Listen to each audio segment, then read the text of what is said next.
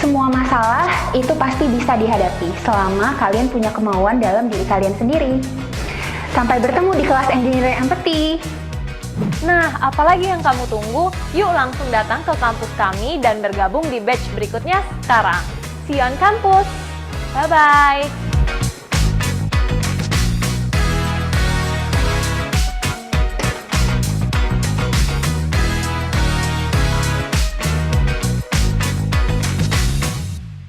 Saatnya untuk mengumumkan penerimaan Honor Awards dan Teacher Awards.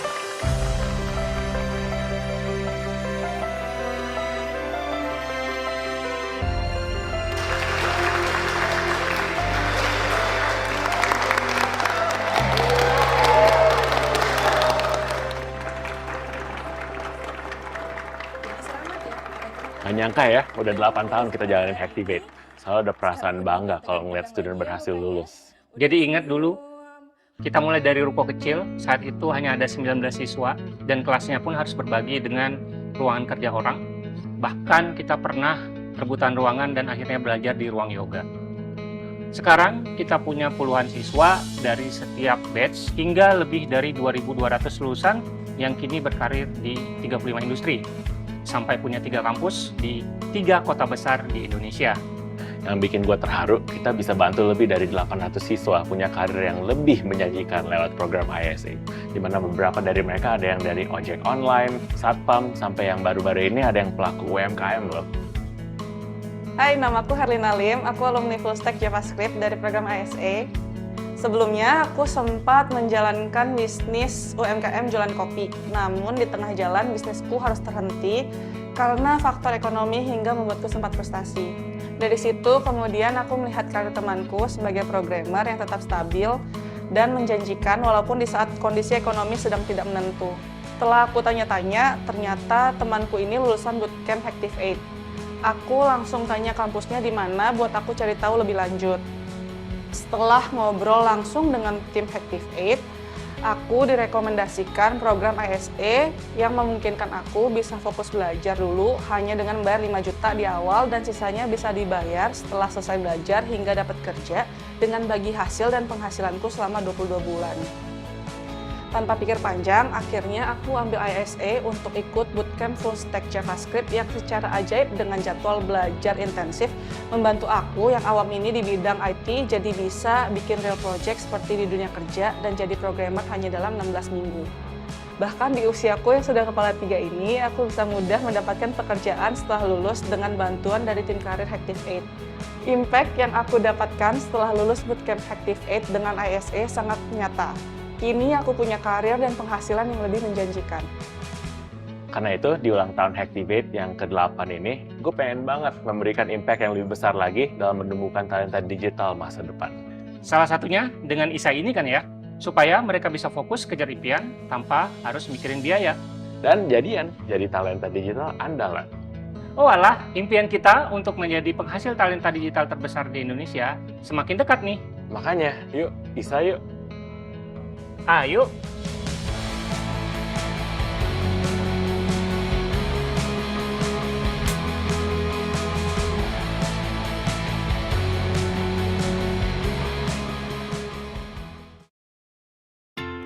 Ini bukan soal janji, tapi dedikasi kami untuk membantu setiap lulusan Hacktivate mencapai karir impian mereka. Mulai dari hal kecil seperti mengecek CV dan profil para lulusan di platform pencarian kerja, apakah sudah sesuai dengan standar industri. Kalau belum,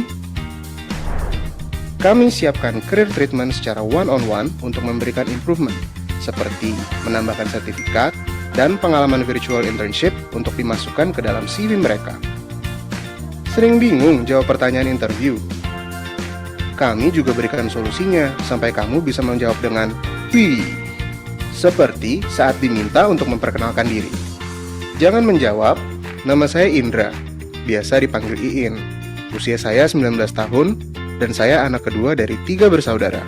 Tapi, lebih baik menjawab, "Saya Indra, background saya awalnya adalah desain grafis, dan saya baru saja lulus dari program Full Stack Developer Hacktivate. Saat ini, saya fokus membangun karir menjadi software engineer." supaya jawabanmu terfokus dengan info-info yang dibutuhkan rekruter saat interview. Itu baru salah satu teknik. Masih banyak teknik interview sampai negosiasi dengan perusahaan yang akan kami berikan sampai kamu jadi pilihan terdepan. Kami lebih dari sekedar peduli. Makanya, kami memberikan performance improvement plan untuk mengasah potensi diri para lulusan agar bisa terus melangkah ke depan. Belum move on dari gagal technical test? Oh, come on!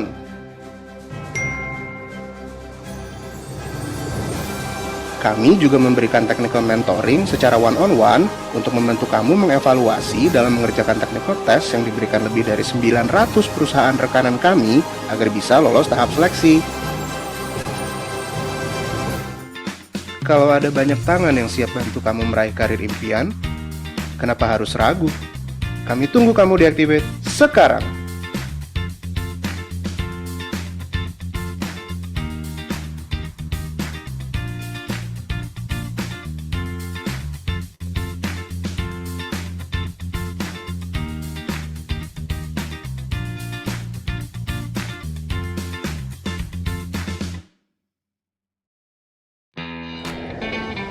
Kalian jago apa? Jago makan, jago dari kenyataan. Jangan zaman, kayak aku lah. Jago yang bela diri. Kamu tarik suara, Doraemon. Dan rayuan kita. Tapi punya banyak ilmu ternyata nggak menjamin gampang dapat kerja dengan gaji yang tinggi. Udah ratusan kali kirim lamaran, tapi belum juga dapat balasan. Apakah aku harus punya duit, punya kuasa, tapi buatku enggak sih? Salah. Sorry, kita ngomongin beda. Apakah aku harus tambah ilmu biar dapat panggilan kerja? Mas, Mbak, esnya nih. Mas, Mbak, es dulu nih. Yuk, Mas. Es, Mas. Es ini bisa nambah ilmu loh. Emang ada es bisa buat nambah ilmu? Ya ada dong. Ini namanya SNPL. Study Now, Pay Later dari Bootcamp Activate. Nanti setelah lulus, Masnya bisa jadi full stack developer, bisa juga jadi data scientist, dan bisa juga jadi digital marketer. Gimana? Mau pilih yang mana? Atau mau pilih saya? Aduh deh, Mbak. Masnya bisa bayar, bisa dicicil setelah lulus 16 kali loh. Dan juga kita bisa bantu untuk dapat pekerjaan. Gimana? Menarik? Tarik sih, cuma nggak dulu deh Mbak, saya tuh udah banyak ilmu, gampang aku sih dapat kerja. Loh. Udah Mbak, saya duluan dulu ya Mbak. Tapi Mas.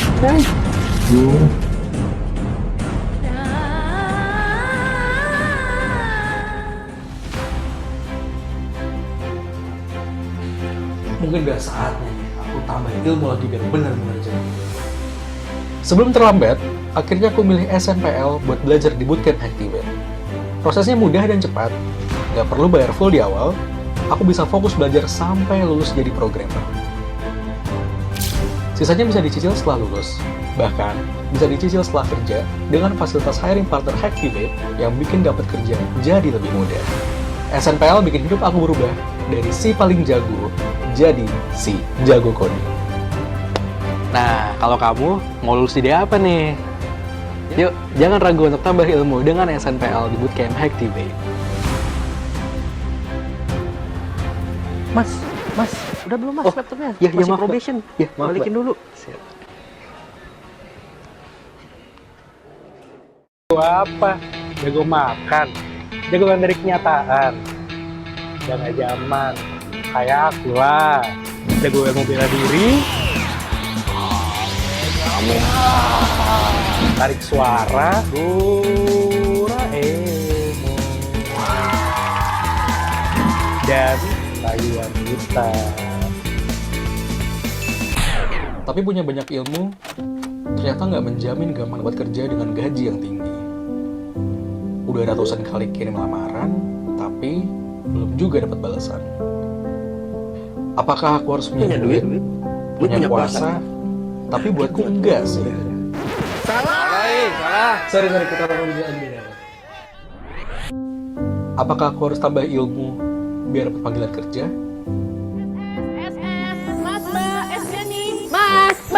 SS dulu nih. Yuk, Mas. SS, Mas. S ini bisa nambah ilmu loh. Emang ada S bisa buat nambah ilmu? Ya ada dong. Ini namanya SNPL. Study Now, Pay Later dari Bootcamp Activate. Nanti setelah lulus, Masnya bisa jadi full stack developer, bisa juga jadi data scientist, dan bisa juga jadi digital marketer. Gimana? Mau pilih yang mana? Atau mau pilih saya? Aduh deh mbak, saya lagi kere. Tenang aja. Ini Masnya bisa bayar, bisa dicicil setelah lulus 16 kali loh. Dan juga kita bisa bantu untuk dapat pekerjaan. Gimana? Menarik? Menarik sih, cuma nggak dulu deh mbak, saya tuh udah banyak ilmu, gampang nggak bisa dapat kerja. Loh. Udah mbak, saya duluan dulu ya mbak. Tapi Mas.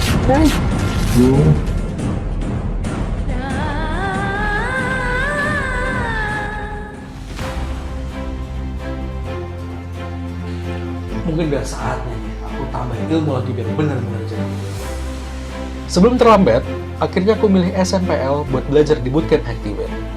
Prosesnya mudah dan cepat, nggak perlu bayar full di awal, aku bisa fokus belajar sampai lulus jadi programmer. Sisanya bisa dicicil setelah lulus, bahkan bisa dicicil setelah kerja dengan fasilitas hiring partner Activate yang bikin dapat kerja jadi lebih mudah. SNPL bikin hidup aku berubah dari si paling jago jadi si jago coding. Nah, kalau kamu mau lulus jadi apa nih? Yuk, jangan ragu untuk tambah ilmu dengan SNPL di Bootcamp Activate. Mas, udah belum mas laptopnya? Ya, Masih maaf, Pak. probation. Ya, maaf, Balikin Pak. dulu. Saatnya untuk mengumumkan penerimaan Honor Awards dan Teacher Awards.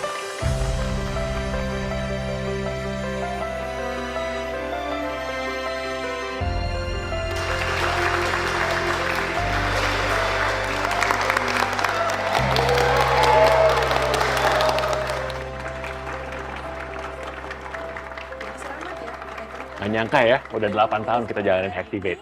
Selalu ada perasaan bangga kalau ngeliat student berhasil lulus. Jadi ingat dulu, kita mulai dari ruko kecil, saat itu hanya ada 19 siswa, dan kelasnya pun harus berbagi dengan ruangan kerja orang. Bahkan kita pernah rebutan ruangan dan akhirnya belajar di ruang yoga. Sekarang kita punya puluhan siswa dari setiap batch hingga lebih dari 2.200 lulusan yang kini berkarir di 35 industri. Sampai punya 3 kampus di 3 kota besar di Indonesia. Assalamualaikum warahmatullahi wabarakatuh. Halo, selamat malam teman-teman semua. Selamat datang di event Technical Workshop Activate. Sebelumnya, terima kasih kepada teman-teman yang hadir dan terima kasih juga atas antusiasmenya. Ada pepatah tak kenal maka tak sayang, jadi perkenalkan aku Mandes yang akan menemani teman-teman pada malam hari ini. Nah, teman-teman, aku kepo banget nih, kalian yang hadir malam hari ini dari mana aja sih asalnya? Adakah yang dari Jakarta, Surabaya, atau dari daerah lain yang di luar Pulau Jawa? Aku mau kalian tulis di kolom komen ya, nanti aku bacain. Jakarta, Malang, Depok, wah ada yang dari Kalimantan, Bogor, Aceh, wah jauh, NTT, jauh-jauh banget ya. Wah rame nih kolom chatnya. Oke, terima kasih teman-teman. Walaupun kita berbeda daerahnya, tetapi tetap satu semangat ya untuk mengikuti event workshop malam hari ini. Oh iya, aku juga punya challenge berhadiah. Caranya mudah banget dengan teman-teman bisa aktif selama acara berlangsung dan nanti di akhir acara akan aku kasih untuk 4 pemenang yang berhak mendapatkan free online course Activate dari Udemy. Seru banget kan? Jadi jangan lupa ikutan ya. Juga teman-teman boleh banget nih aktifin kameranya untuk nemenin aku ya di malam hari ini.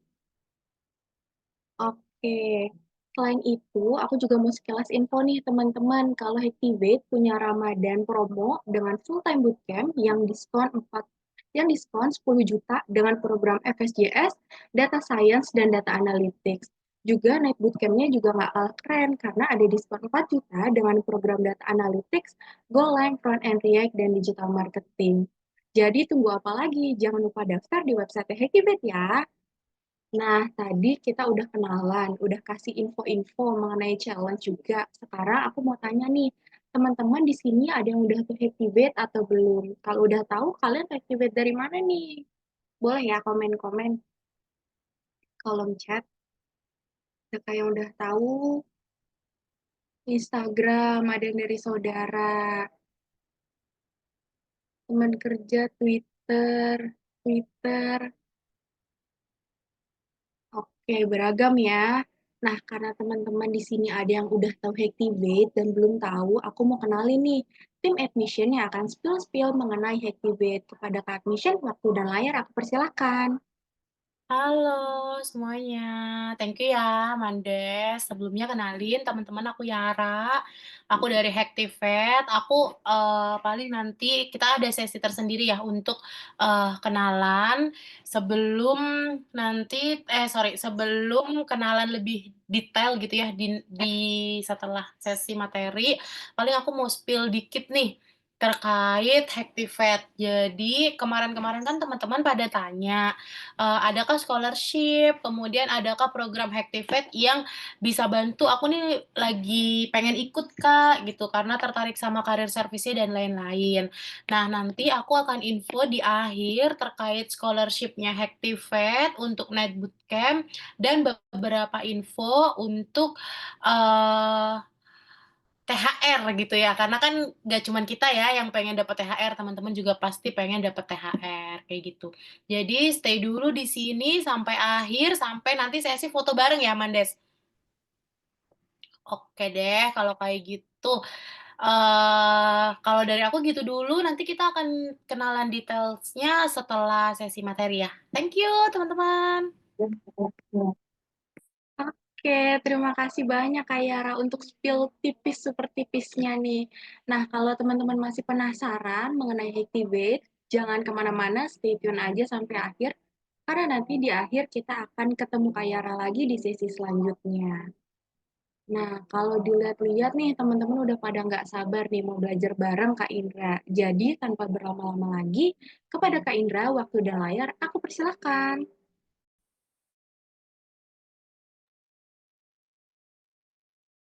Suaraku kedengeran ya? Kedengeran, Aku Kak? boleh aku boleh start sharing screen.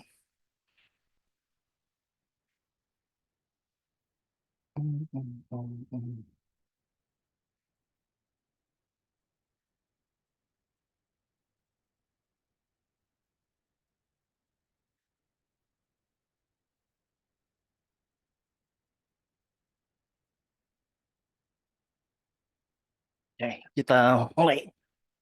Assalamualaikum warahmatullahi wabarakatuh. Selamat malam semuanya. Malam hari ini kita akan ngobrolin tentang hal yang cukup teknis ya di dalam workshop kali ini. Thanks kepada Hacktivate sudah menyelenggarakan event ini. Namaku Indra. Aku akan coba kenalan setelah ini ya. But disclaimer dulu. Malam hari ini ya, topik kita adalah React Architecture for Scale. Background dari idea topik ini adalah karena aku melihat banyaknya engineer, developer yang pakai React dan mereka end up dengan kode yang aku bisa bilang cukup rumit untuk dipahami. Dan seringkali terjadi karena tidak ada atau tidak tahunya bagaimana cara melakukan organisir files dan arsitektur untuk aplikasi dengan React. Disclaimer dulu, ini technical workshop, so it might be bit dry, agak mungkin membosankan ya, but it is what it is. So, aku assume semua yang ada di sini software engineer atau ada yang bukan engineer juga? Kayaknya ada ya, sebagian yang bukan engineer yang mungkin berminat dengan Activate. But it's okay. Aku akan share nanti tentang hal teknis yang mungkin tidak untuk dikonsumsi oleh beginner yang absolute beginner ya, tapi mungkin kalau teman-teman sudah pernah belajar JavaScript, React, mungkin ini akan cukup bermanfaat, terutama nanti mau diimplementasikan ke pekerjaannya. Question are welcome ya, tapi mungkin aku tidak tahu atau karena keterbatasan waktu dan ilmu, aku mungkin tidak punya semua jawaban. Jadi, but welcome ya, kalau ada pertanyaan silahkan. Apa yang aku share malam hari ini itu datang dari pengalaman aku selama bekerja sebagai seorang engineer, em, belajar juga dengan beberapa mentorku. Most of the time aku juga belajar dengan para mentor sebelumnya. Em, dan mungkin nanti approach aku akan berbeda dengan teman-teman ya. Mungkin approach aku akan berbeda dengan teman-teman dan that's fine ya. Kita belajar bareng, apa yang aku punya, aku share dan mungkin teman-teman bisa ambil bagian-bagian yang baik. Oke, aku kenalan dulu teman-teman. Namaku Indra Zulfi. Saat ini kerja sebagai seorang software engineer di AdGo. Aku juga mentor di DevSkill Indonesia. Saat ini aku kerja sebagai seorang software engineer di AdGo Singapura. Kita bikin produk-produk finance AI. Sebelumnya aku kerja di Design Stripe Kanada, remote juga. Sekarang juga remote. Dan sebelumnya aku kerja di Bahrain, Middle East, on-site ya, on-site. Feel free kalau teman-teman mau connect dengan aku di X dan LinkedIn, feel free boleh follow atau ya follow di Twitter aku atau di link boleh. Oke, so kita mulai ya. Oke, so topik kita malam hari ini, ngomongku kacau banget malam hari ini. Oke, anyway, topik kita malam hari ini ada 3 ya. Yang pertama adalah React Architecture, kemudian kedua State Management, dan ketiga komponen design pattern. Aku nggak yakin waktunya cukup karena waktunya hanya 1 jam, but kita coba untuk maksimalkan di dalam bagian React Architecture dan State Management. Oke, kita bicara sedikit tentang React Architecture, teman-teman. Jadi, React Architecture, kalau dilihat dari topiknya malam hari ini ya, React for Scale atau bikin scalable React application, by its nature, React itu sudah scalable ya. By its nature itu sudah scalable. Cuman seringkali problemnya ada pada developernya ya. Seringkali problemnya itu ada pada developernya yang mungkin tidak tahu atau belum tahu bagaimana melakukan planning sebuah arsitektur aplikasi gitu. Dan resikonya ketika teman-teman tidak invest waktu untuk planning arsitektur, akhirnya seringkali kita end up dengan spaghetti code ya, kemudian state management chaos ya, kemudian susah banget di debug gitu. Sering banget kita kayak bikin aplikasi terus kemudian lama-kelamaan ya ada error, nambah fitur, terus ada error, susah banget untuk dicari errornya ya karena rumit. Kodenya rumit untuk dipahami, terlalu banyak unnecessary abstraction, dan ketika ada implementasi atau perubahan fitur baru yang of course inevitable, susah banget untuk diimplementasi ya, susah banget untuk diimplementasi. Dan ketika teman-teman mau invest waktunya untuk planning React arsitektur ya, arsitektur di dalam aplikasi React-nya, teman-teman akan dapat impact yang besar gitu. Seperti contoh kayak maintainability ya, mudah banget untuk di-maintain. Kalau ada isu, tahu isunya di mana, problemnya di mana, loggingnya gimana, debuggingnya gimana, mudah banget gitu ya, mudah banget. Kemudian secara performa jauh lebih baik ya, kemudian meningkatkan tim productivity. Kenapa kok kita meningkatkan planning arsitektur bisa meningkatkan tim productivity? Karena memang kalau kita lihat ya, kita itu biasanya kalau kerja di satu company, di satu tim, background kita beda-beda gitu. Kita belajar dari bootcamp A, bootcamp B, kita lulusan kampus A, kampus B, semuanya punya background pengetahuan yang beda-beda. Dan sedangkan kalau kita kerja dalam satu tim, dan kita punya metode menulis kode yang berbeda-beda tanpa adanya aturan khusus di dalam company, makin susah ya, makin susah. Itulah kenapa kita harus planning dari awal ketika kita ingin membuat sebuah aplikasi dengan React. Oke, ada tiga common React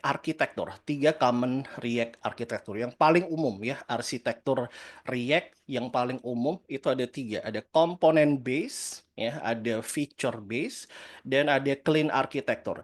Clean architecture sedikit less common ya, terkhusus kalau kita pakai pure di bagian front end aja itu less common. Tapi kalau sudah pakai kayak framework yang berbasis React kayak Next.js, clean architecture sudah mulai banyak digunakan ya, sudah mulai banyak digunakan.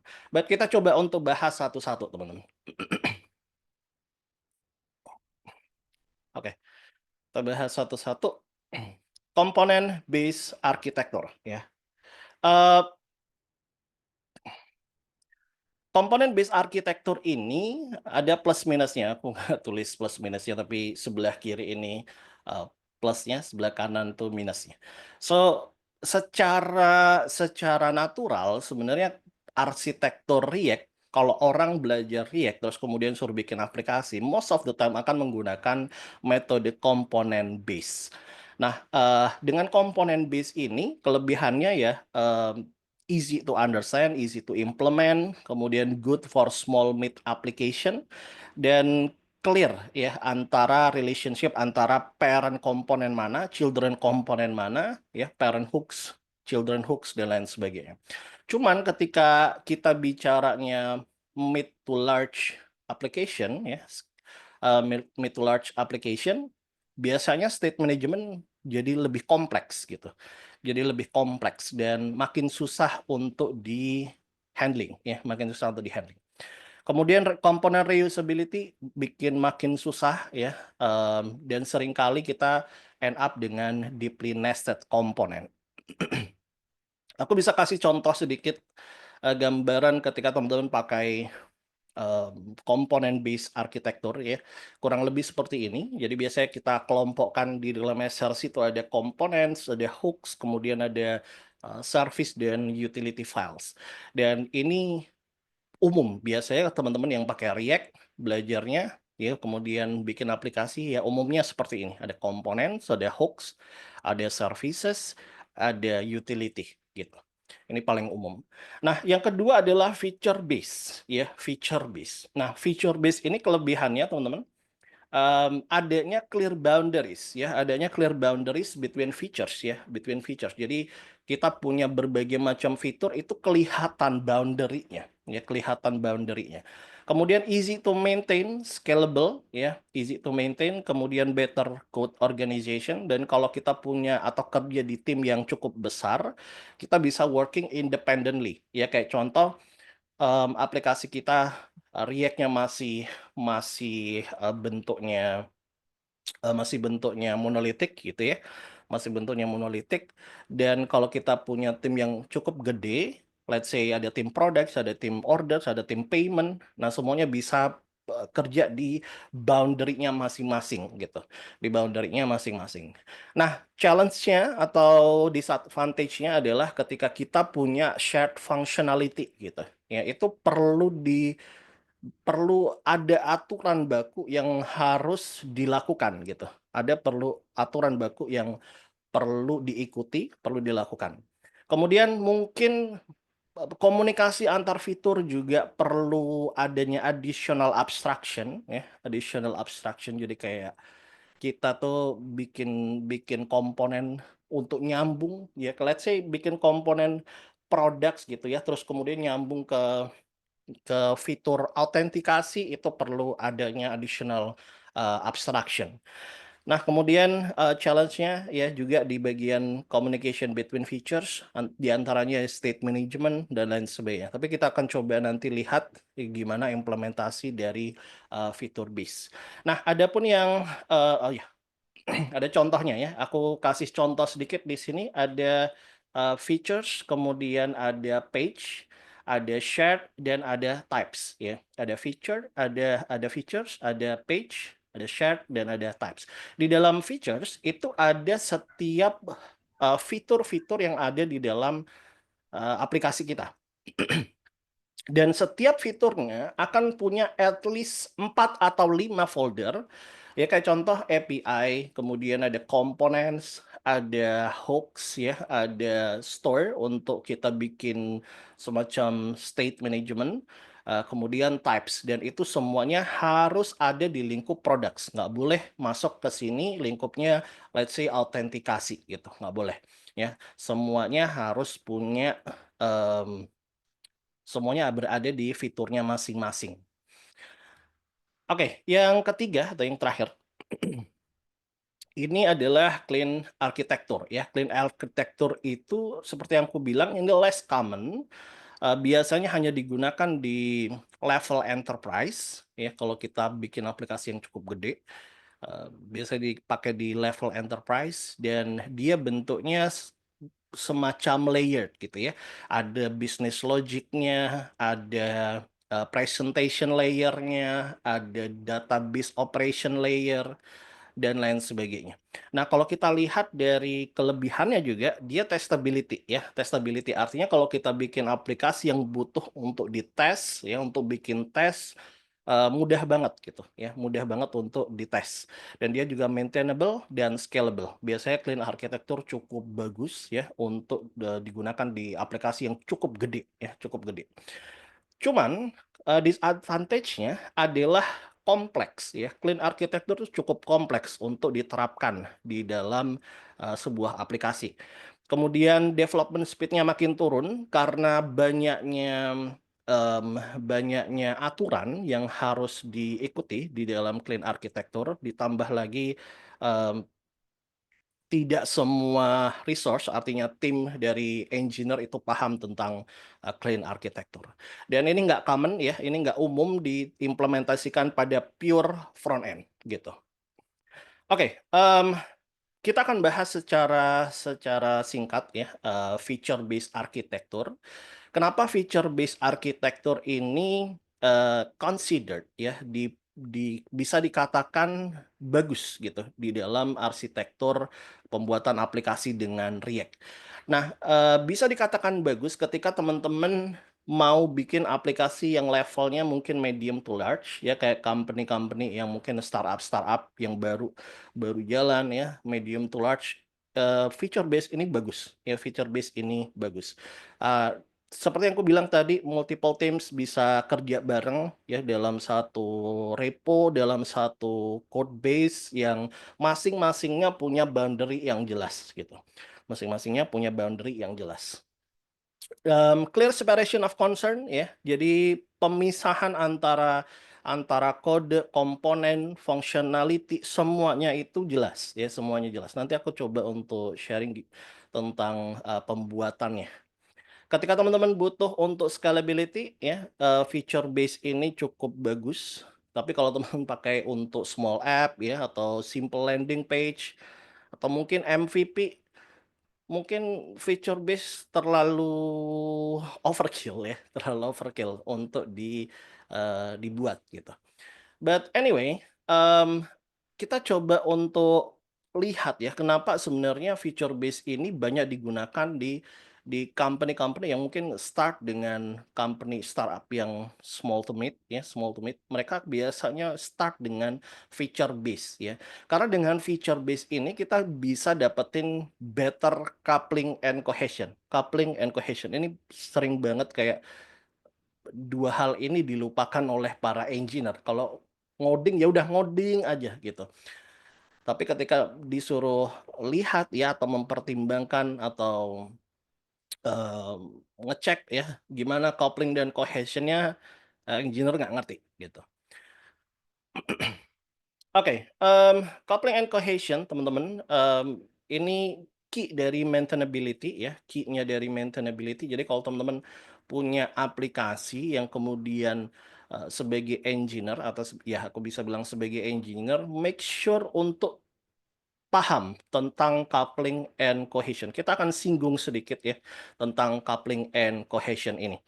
Nah, apa sih sebenarnya coupling and cohesion? Kalau kita bicara coupling ya, coupling itu mengacu kepada seberapa besar tingkat interdependence between software modules. Jadi ada kalanya kita bikin aplikasi itu ketika ngoding ada kalanya kita bikin aplikasi ya sudah sangat-sangat coupling ya. Maksudnya sangat-sangat coupling itu nggak bisa dipisahkan antara satu modul dengan modul yang lain. Kenapa? Karena ada interdependence. Ada interdependence. Ketika yang di sini berubah, yang di sini harus ikut berubah. Dan itu seringkali jadi masalah. Ketika nambah satu fitur kecil, ada perubahan, banyak sekali files yang berubah. Teman-teman aku yakin pernah merasakan itu. Kalau itu pernah dirasakan atau terjadi di code base teman-teman, artinya code base teman-teman punya coupling yang jelek. Ya, punya coupling yang jelek. Bad coupling, ada good coupling, ada bad coupling, ya. Kemudian kalau cohesion itu mengacu pada seberapa bagus organize dari elemen-elemen di dalam sebuah modules, ya. Contohnya kalau kita bikin sebuah let's say function gitu ya, function autentikasi yang di dalamnya ada berbagai submodul yang bisa kita panggil ketika kita melakukan autentikasi. Nah, ini seringkali jadi masalah ketika engineer tidak bisa mengklasifikasikan mana function yang berhubungan dengan authentication service, mana function yang ada di luar authentication service. Aku bisa berikan contoh begini. Contoh authentication service ya, di dalamnya ada function untuk melakukan hashing ya, hashing password gitu. Ada juga di dalamnya let's say untuk melakukan login, register, kemudian sending email verification.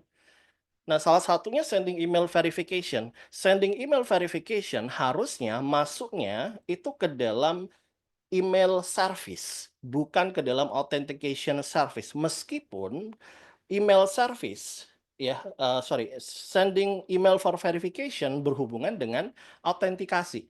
Nah, semakin jelek atau semakin terkumpul dalam satu function yang tidak saling berhubungan, maka menunjukkan bahwasanya cohesionnya jelek.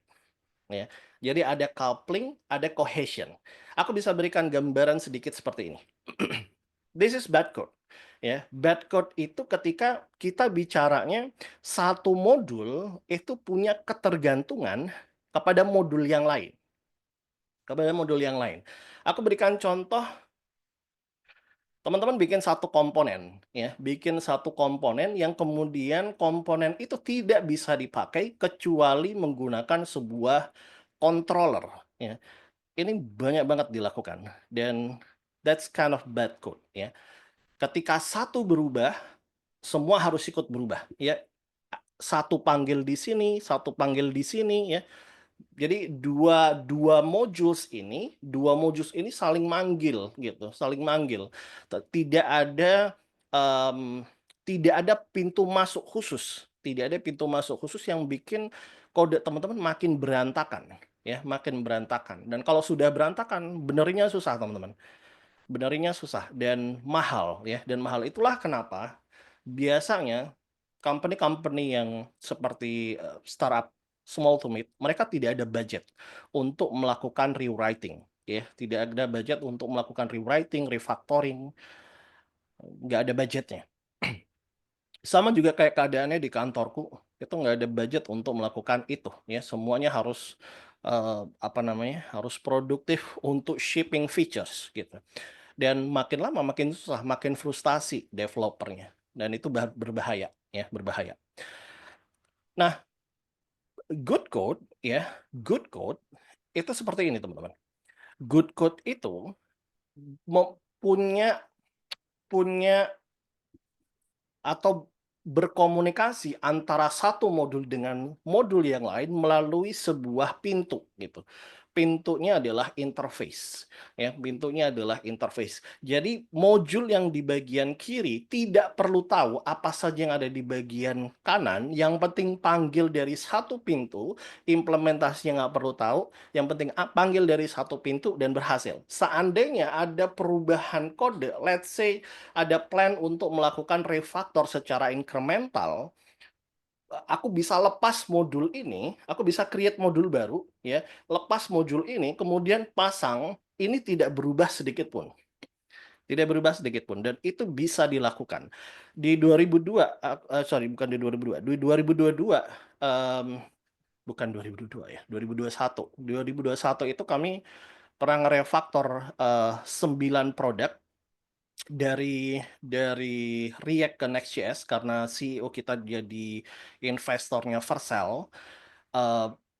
Kita ngerubah dari React ke dalam aplikasi Next.js itu cukup cepat. 12 engineer 3 bulan. 3 bulan, dan itu termasuk cepat, ya, termasuk cepat. Dan salah satunya adalah kita bisa melakukannya secara incremental. Ya, kita pindahin satu-satu gitu. Dan itu berangkat dari plan yang baik, ya, plan yang baik. So itu tadi contoh dari bad code and good code, ya.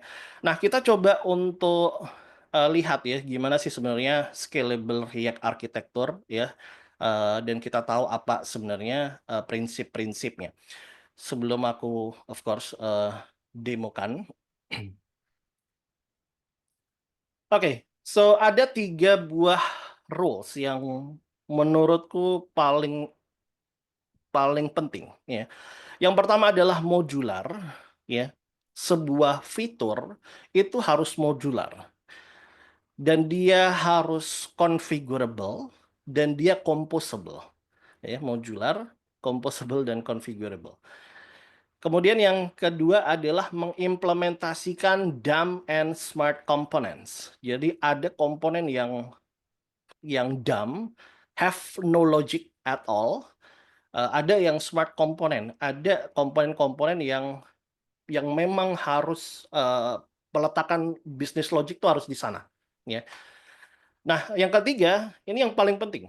Kalau kita kerja sebagai seorang engineer, shipping features itu jadi nomor 1, ya, jadi nomor 1. So rules is rules, but keep being pragmatic, ya. Yang ku maksud dengan pragmatik udah jadi praktikal aja. Kalau memang aturannya oke, secara aturan kita harus taruh satu function di sini. But kalau seandainya secara praktikal itu hanya nambahin unnecessary abstraction, maka kita sebenarnya nggak atau boleh melakukan breaking rules, ya, boleh. So kita coba untuk lihat kali ya. Aku coba untuk tunjukin dari scratch gimana bentuk atau contoh feature based architecture yang modular, composable dan configurable. Let's do demo. Aku coba untuk buka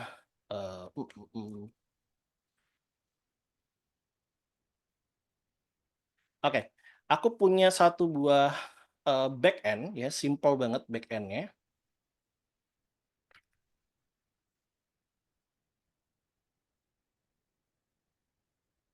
Jadi backend-ku ini hanya ada products dan single products, ya, satu buah products, ya, satu endpoint products.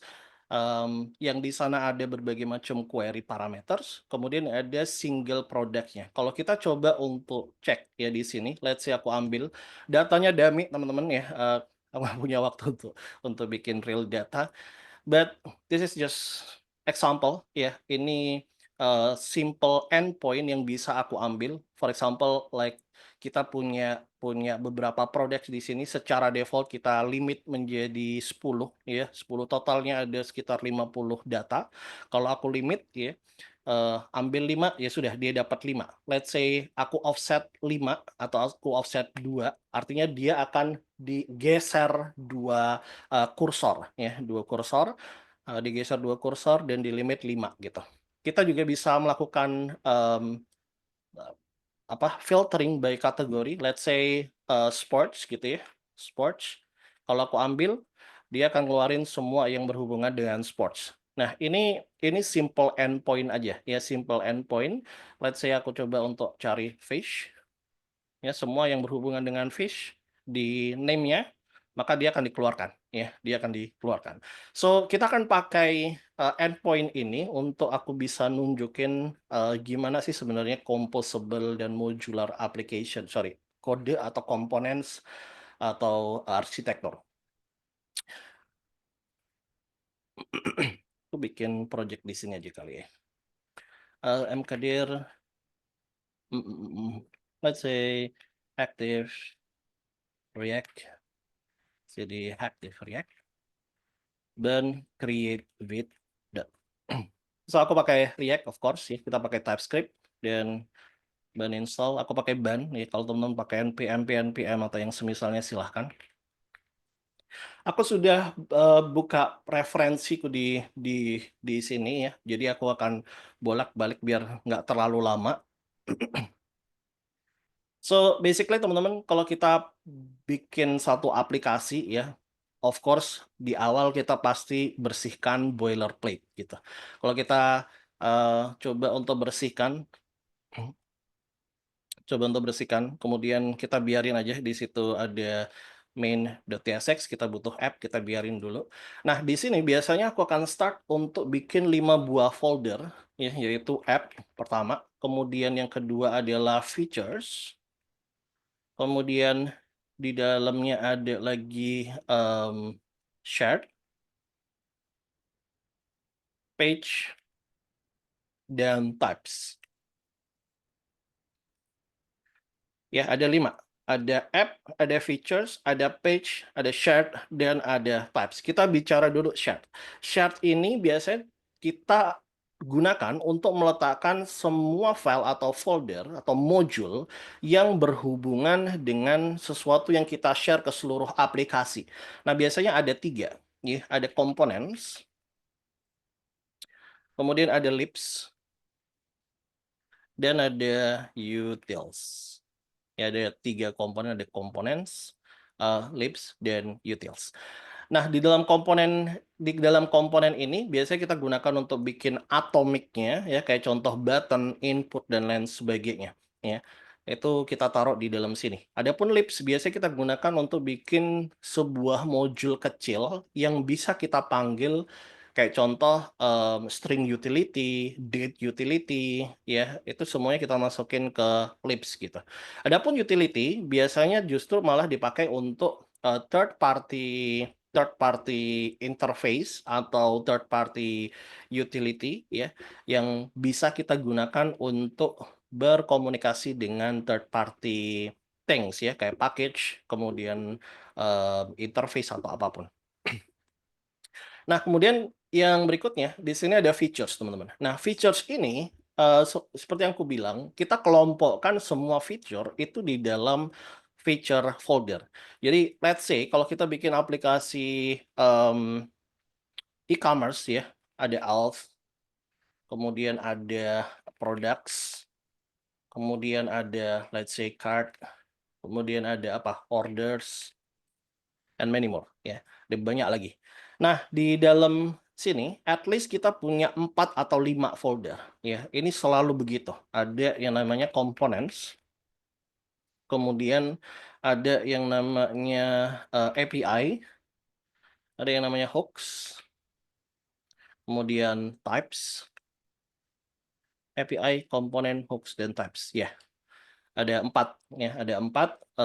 Umumnya kita bisa juga tambahin beberapa kayak contoh apa tadi di depan tuh ada store ya, ada atom atau store. Nah, biasanya ini kita punya kayak semacam script gitu untuk bikin boilerplate-nya ya, bikin boilerplate-nya. Jadi kayak adding something, ya udah adding feature dia akan create semua base folder dan base filesnya. Oke, anyway, jadi secara default atau secara basic ya, pembagian berdasarkan fitur itu begini teman-teman. Ya ada API, ada komponen, ada hooks, dan ada types. Nah, kita coba untuk lanjutin untuk bisa bikin sampai aplikasi ini jalan, of course kita nggak akan bikin full-fledged application. Jadi kita akan coba untuk bicara tentang arsitekturnya aja. Nah, di sini kita punya index.tsx, kemudian kita juga punya router.tsx, dan satu lagi providers. Providers.tsx. Ada 3 ya, ada 3 files. Kemudian yang kita perlukan adalah kita bikin router dan providernya dulu. Perlu diketahui router ini adalah file untuk ngedesain router kita, jadi kayak ngedesain URL kita. Kemudian providers digunakan untuk global providers ya, kayak contoh React query atau yang semisalnya. Itu bisa kita taruh di providers di sini. Nah, kita coba untuk install dari beberapa package yang kita butuhkan, ya kayak contoh banki, let's say React router DOM, sama satu lagi React query, tanstack/React query. Ya, ini sudah jadi standar package ketika kita bikin aplikasi, ini sudah kayak hampir selalu digunakan, ya, hampir selalu digunakan. Dan kita coba untuk bikin routernya dulu. Aku assume teman-teman sudah bisa React ya. Jadi aku akan coba untuk jelasin aja arsitektur dan kemudian nanti bisa dipelajari atau diimplementasikan di pekerjaannya. Kita pakai browser router seperti biasa, bikin browser router, kemudian di dalamnya ada routes. Kemudian di dalamnya ada root ya. Ada root. Oke. Udah, begini doang ya. Tempat si router ini hanya punya browser router, routes, dan kemudian list dari routes yang kita desain. Nah, kemudian di providernya, kita bisa punya provider global, ya kayak contoh providers seperti ini. Kemudian, of course, di dalamnya adalah children, karena kita butuh children, yang digunakan sebagai wrapper, ya, react.props with children. Kemudian di sini kita pakai query client provider. Query client provider. Dan kita butuh satu file, satu function, namanya adalah query. Ya, export. Kita pakai di sini cons query client. Query client sama dengan new query client. Kita pasang dia di sini. Nah, kemudian kita masuk ke dalam si index ya. Index ini adalah entry point ya, entry point dari seluruh aplikasi kita. Jadi di sini yang kita lakukan adalah mengkompos dari providers dan router. Ya, dari providers dan router udah kita kompos di sini. Baru si app ini kita panggil di dalam main di dalam sini. And that's it ya. Itu sudah jadi konfigurasi awal ya, sudah jadi konfigurasi awal. Sekarang kita coba untuk bicara tentang apa yang akan kita lakukan ya. Aku coba tulis di readme kali ya. Kalau mungkin nanti ini di share, mungkin teman-teman bisa baca kembali. Jadi yang akan kita setup ya adalah pertama nanti adalah API client ya, API client. Kemudian ada hooks. Kemudian nanti kita bicara components, ya, smart and dumb. Kemudian kita juga akan bicara tentang rules or flow. Ya. Jadi ada 4, ya, ada 4. Di sini, teman-teman, biasanya API client tuh umumnya pakai kayak semacam Axios atau key ya atau apapun itu biasanya pakai seperti itu ya engineer. Cuman aku pribadi nggak suka kayak contoh terutama Axios. Axios tuh jelek banget menurut pribadiku ya. Axios tuh jelek banget, bloated, dan terlalu banyak fitur yang menurutku nggak penting gitu. Nah, itulah kenapa di sini aku nggak akan pakai Axios, tapi aku akan pakai buatanku sendiri ya. Aku sudah siapin dan aku akan coba copy aja.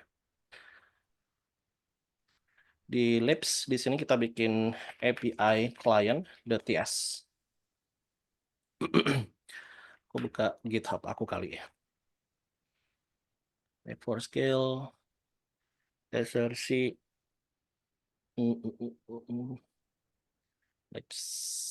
Teman-teman bisa download nanti kali di sini. So basically teman-teman ya, di sini si API client ini ya, biasanya kita gunakan untuk bikin satu buah API utility yang digunakan untuk manggil atau berhubungan dengan si API endpoint ya. Ini basically sama aja kayak kita bikin await fetch gitu ya, sama persis. Kalau kita save aja, cara penggunaannya nanti ya, cara penggunaannya kita coba untuk panggil di dalam shared, kemudian di dalam utils api.ts. Jadi cara penggunaannya adalah API client, kemudian export cons API sama dengan new API client. Nah, di dalam sini kita punya constructor namanya base URL dan default headers. Nah, base URL ini, teman-teman, adalah base URL dari endpoint kita. Kayak contoh di case kita adalah menggunakan localhost 8000 gitu. Nah, nanti cara panggilnya adalah pakai seperti ini, API get something, ya, path-nya apa, URL-nya apa. Kayak contoh /products, yaudah, ini akan dapetin data-data products. Tapi kalau di sini teman-teman lihat, aku pakai generics ya, let's say adalah products gitu ya. Products sama dengan await. Products ini tidak punya types ya, tidak punya types. Itulah kenapa di dalam API client aku setup dengan menggunakan generic. Jadi generic, kalau teman-teman nggak tahu, generic ini salah satu utility ya di dalam TypeScript yang bisa teman-teman gunakan untuk melakukan casting, atau bukan casting ya, bahasanya mungkin ya generic ya, generic. Jadi bisa dipasang types ya. Kayak contoh nanti kita akan punya types di dalam features ya. Kita akan coba buat products, kemudian dalam types kita akan masukin product.ts. Kita akan bikin interface, export interface, kemudian products. Ada ID string ya, name string, semuanya string. Ada slope string, kemudian ada description string, kemudian ada ada price ya. Aku price tuh dari endpoint aku return as string. Kemudian ada image sama created at dan updated at. Boleh di-share kan nanti? Iya, boleh. Oke, ini adalah interface dari types dari products-nya. Jadi ketika kita injekkan dia di sini, product ya, menggunakan array seperti ini bisa kita ambil langsung gitu. Mapping, kemudian itemnya adalah product ya. Kita bisa akses si produknya dot something ya. Jadi semuanya harus modular gitu ya, sama modular. Oke, aku hapus. Ini hanya contoh penggunaannya. Jadi kita hapus. Nah, sekarang kita coba untuk implementasikan ini ya di dalam features. Jadi kita coba untuk fetching atau creating satu buah API service ya, products. Ya, product.ts. Kita bikin export async function. Di sini get products. Ya, kita akan biarin dulu, nggak pakai any argument. Kita akan return await, kemudian api.get, kemudian kita ambil products. Kemudian di sini kita tambahin produk kayak tadi exactly persis. And that's it ya. Jadi fungsi untuk ngambil produk hanya begini, teman-teman. Cuman yang perlu kita lakukan adalah kita perlu buat ini menjadi configurable. Nah, yang dimaksud dengan configurable adalah make sure apapun yang kita masukkan kita bisa inject query di sana. Seperti yang aku lakukan di sini, ya kita bisa inject limit, offset, kategori, sort, dan filter. Kalau kita coba untuk bikin, let's say bikin interface di sini, ya, kita pindahin nanti. Let's say product query params. Ada limit, ya, ada limit. Kita bisa pasang number. Kemudian ada offset. Kita pasang number. Kemudian kita bikin juga apa tadi? Kategori number, filter number, kemudian sort, ascending or descending. Ini literal union, descending. Jadi di sini aku tulis params, kemudian product query params. Dan kita bikin semuanya jadi optional. Ya, teman-teman bisa pakai partial kalau mau. Kemudian di sini, karena dia bentuknya bisa kita masukin request option, which is kita bisa pasang params, aku bisa pasang params di sini. Cuman kalau aku pasang params, value-nya params, ini tidak sesuai. Karena product query params ini bentuknya, ini string-nya, bentuknya adalah string number or value or accession or decision, ya. Jadi di sini aku perlu untuk casting dia as record, string, kemudian a noun atau string. Bisa. Udah, ini akan kita ekspor untuk kita jadikan atau kita pasang nanti di dalam hooks. Jadi ini configurable, teman-teman. Kita ambil data dari products itu bisa kita tambahin si params tadi, ya, si query params itu. Nah, setelah kita bikin ini, kita perlu untuk bikin hooks-nya. Jadi hooks ini itu digunakan ketika kita mau bikin si products ini atau ngambil products itu secara configurable. Let's say adalah use products, ya. Dia pakai plural. Aku coba untuk bikin use products di sini. Kemudian kita akan pakai yang namanya use query. Use query. Dalam use query itu ada dua yang perlu kita set up. Ada query key, ya, yaitu products, di mana query key ini digunakan untuk key caching-nya, ya, untuk key caching-nya. Kemudian query fn yang dimana di sini kita perlu untuk panggil si get products tadi. Yang dimana products di sini butuh params, ya. Terus paramsnya dari mana? Dari sini, teman-teman. Ya, kita bisa pasang di sini, kemudian kita pasang product query params. Di sini kita dapetin data, yang mana data ini selalu kita bikin si aliasnya, ya, kayak contoh products di case ini. Products ada 4 yang biasa kita keluarkan, ada products is error, error, dan is pending, ya, is pending. Oh my god. Workshopnya tinggal 15 menit. Oke, aku coba lebih cepat. Nah, kalau udah kita bisa return, ya, return di sini products, kemudian is error, error, dan is pending, ya. That's it. Ini sudah yang kita keluarin gitu. Nah, setelah ini teman-teman, kita perlu untuk panggil kan, ya. Kita perlu untuk tes dia panggil di dalam sebuah page. Ya, ini yang aku maksud dengan DOM dan smart component. Let's say di sini coba untuk bikin product pages atau product page. Product page. Oke. Di sini kita biarin dulu kosong, ya. Kita coba untuk pasang di routernya. Aku pasang path-nya aja slash. Dan kemudian satu lagi elemen, ya, elemen. Kemudian kita panggil si product page-nya. Oke. Kalau kita coba untuk panggil, ya, di sini ban dev. Oke, let's get, ya. Dia sudah jalan gitu. Jadi aku masuk ke index CSS, aku hapus aja biar nggak ada stylenya sama sekali.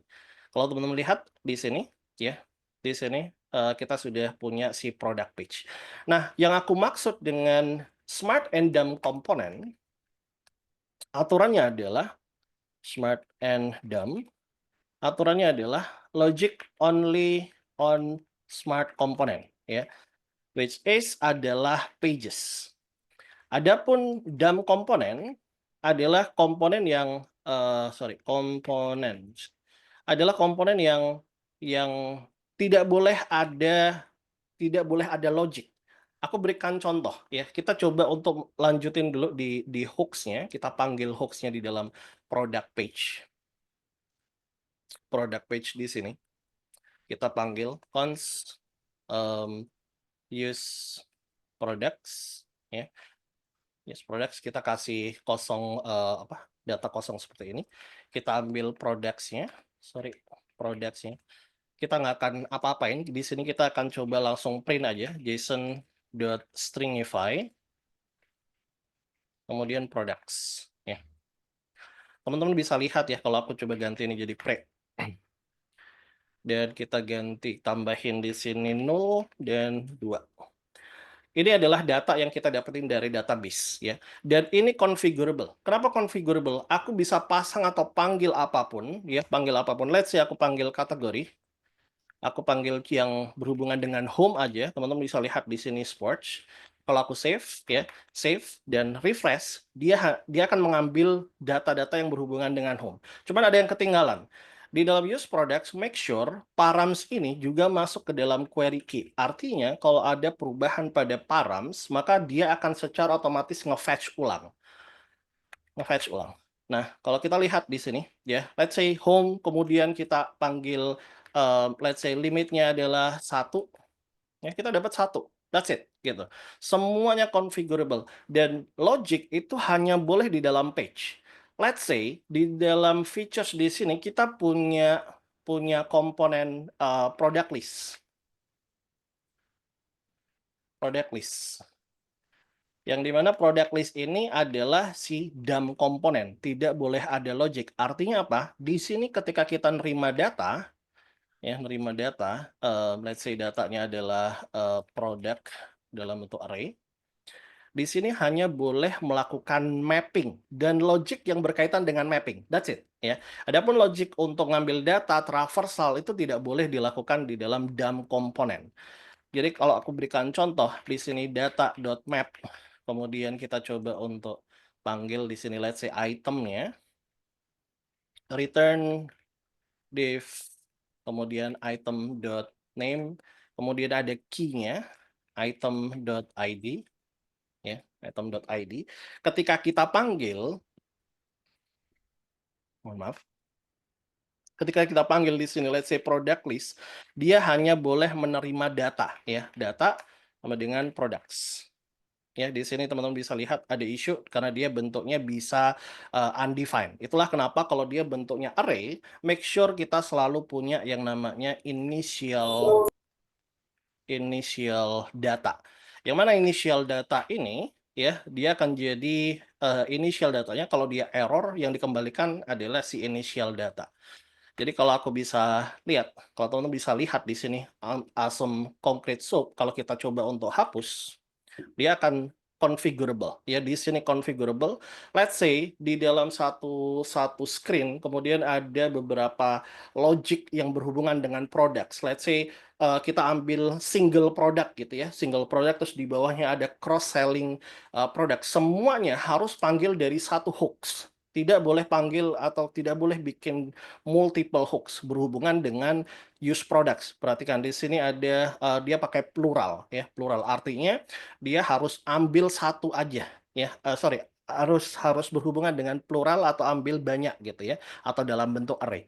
Nah, let's say di dalam kita punya bentuk another configuration for product list ya, DAM komponen ini kita bisa bikin kayak semacam kita bisa bikin interface product list props, kemudian datanya tadi adalah product array ya, aku pasang di sini.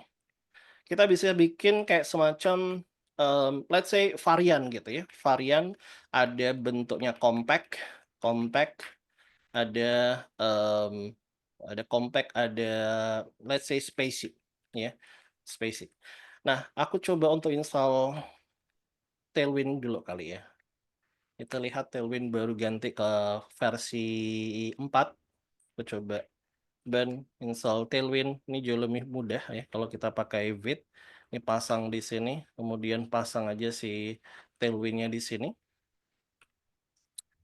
That's it. Kemudian import value-nya di CSS, di index CSS. That's it. Kalau kita coba jalankan, dia harusnya sudah punya berubah desainnya. So, teman-teman bisa lihat ya, kalau kita punya desain yang seperti ini, kita coba untuk tambahin varian compact and spacey. Jadi di sini hanya boleh punya logic yang berhubungan dengan apa namanya? Si DOM komponen, yang nggak boleh punya logic traversal. Aku berikan contoh, let's say di sini item name, kemudian description, kemudian price, dan kategori, let's say. Oops, kategori kayaknya belum aku bikin. Yep, kategori, tambahin string, kategori. Coba kita akses. Oke, kita coba untuk tambahin style sedikit, P2, rounded LG, border slate.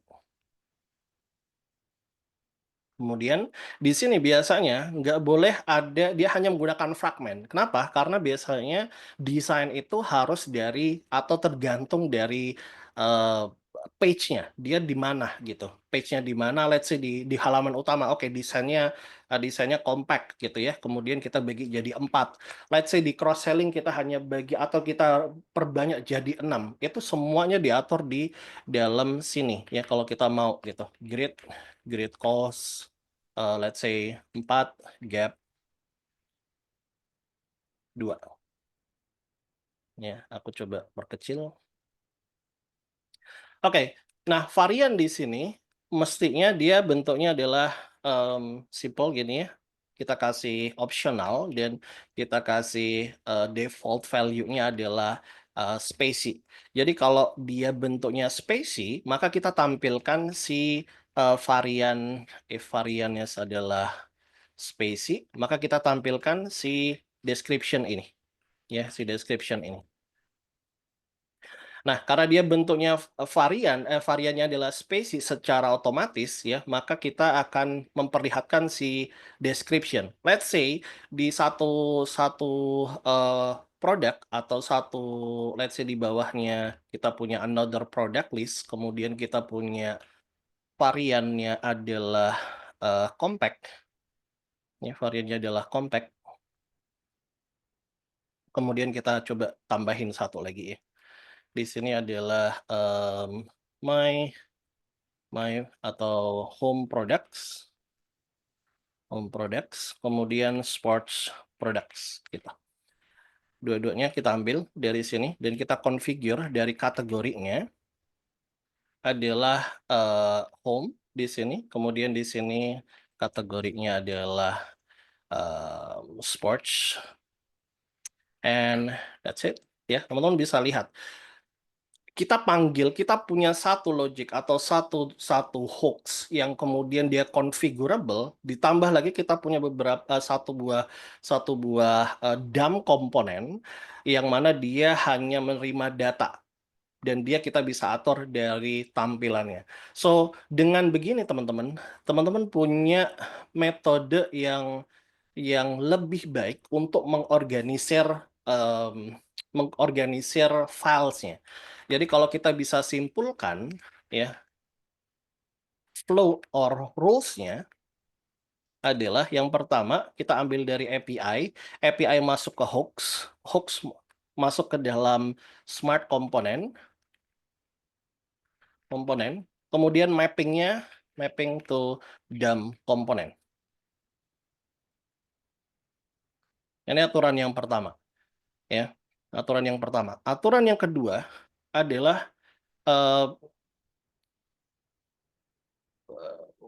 blank otakku guys. API hooks smart component mapping to DOM component, kemudian aturan kedua adalah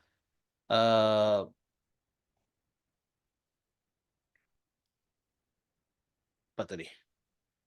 Oh ya, logic only on pages, ya. Logic only on pages.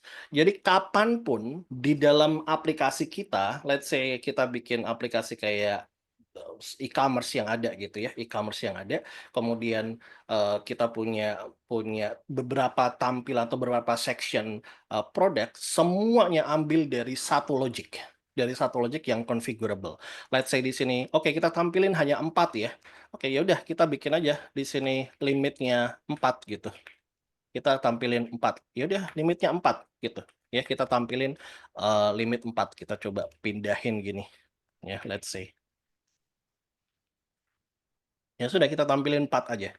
Dan itu akan bikin kode teman-teman makin clean ya, makin mudah untuk di organize gitu.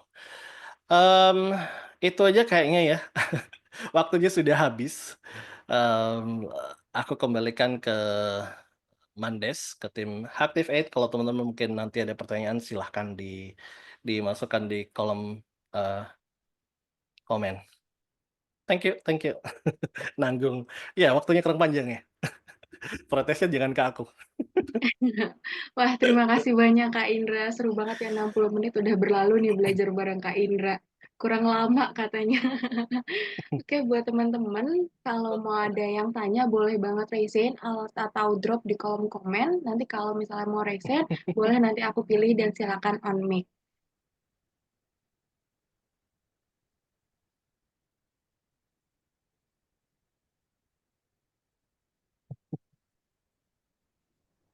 Mungkin masih pada ngetik kali ini ya, Kak. Ya, boleh. Apakah kode akan di-share? Boleh, kalau mau di-share, aku bisa share. Aku bisa share. Oke, Nanti setelah acara kali ya. boleh. Daging banget. Oh, ada nih Kak yang raise hand dari Novel Afif. Silakan Kak.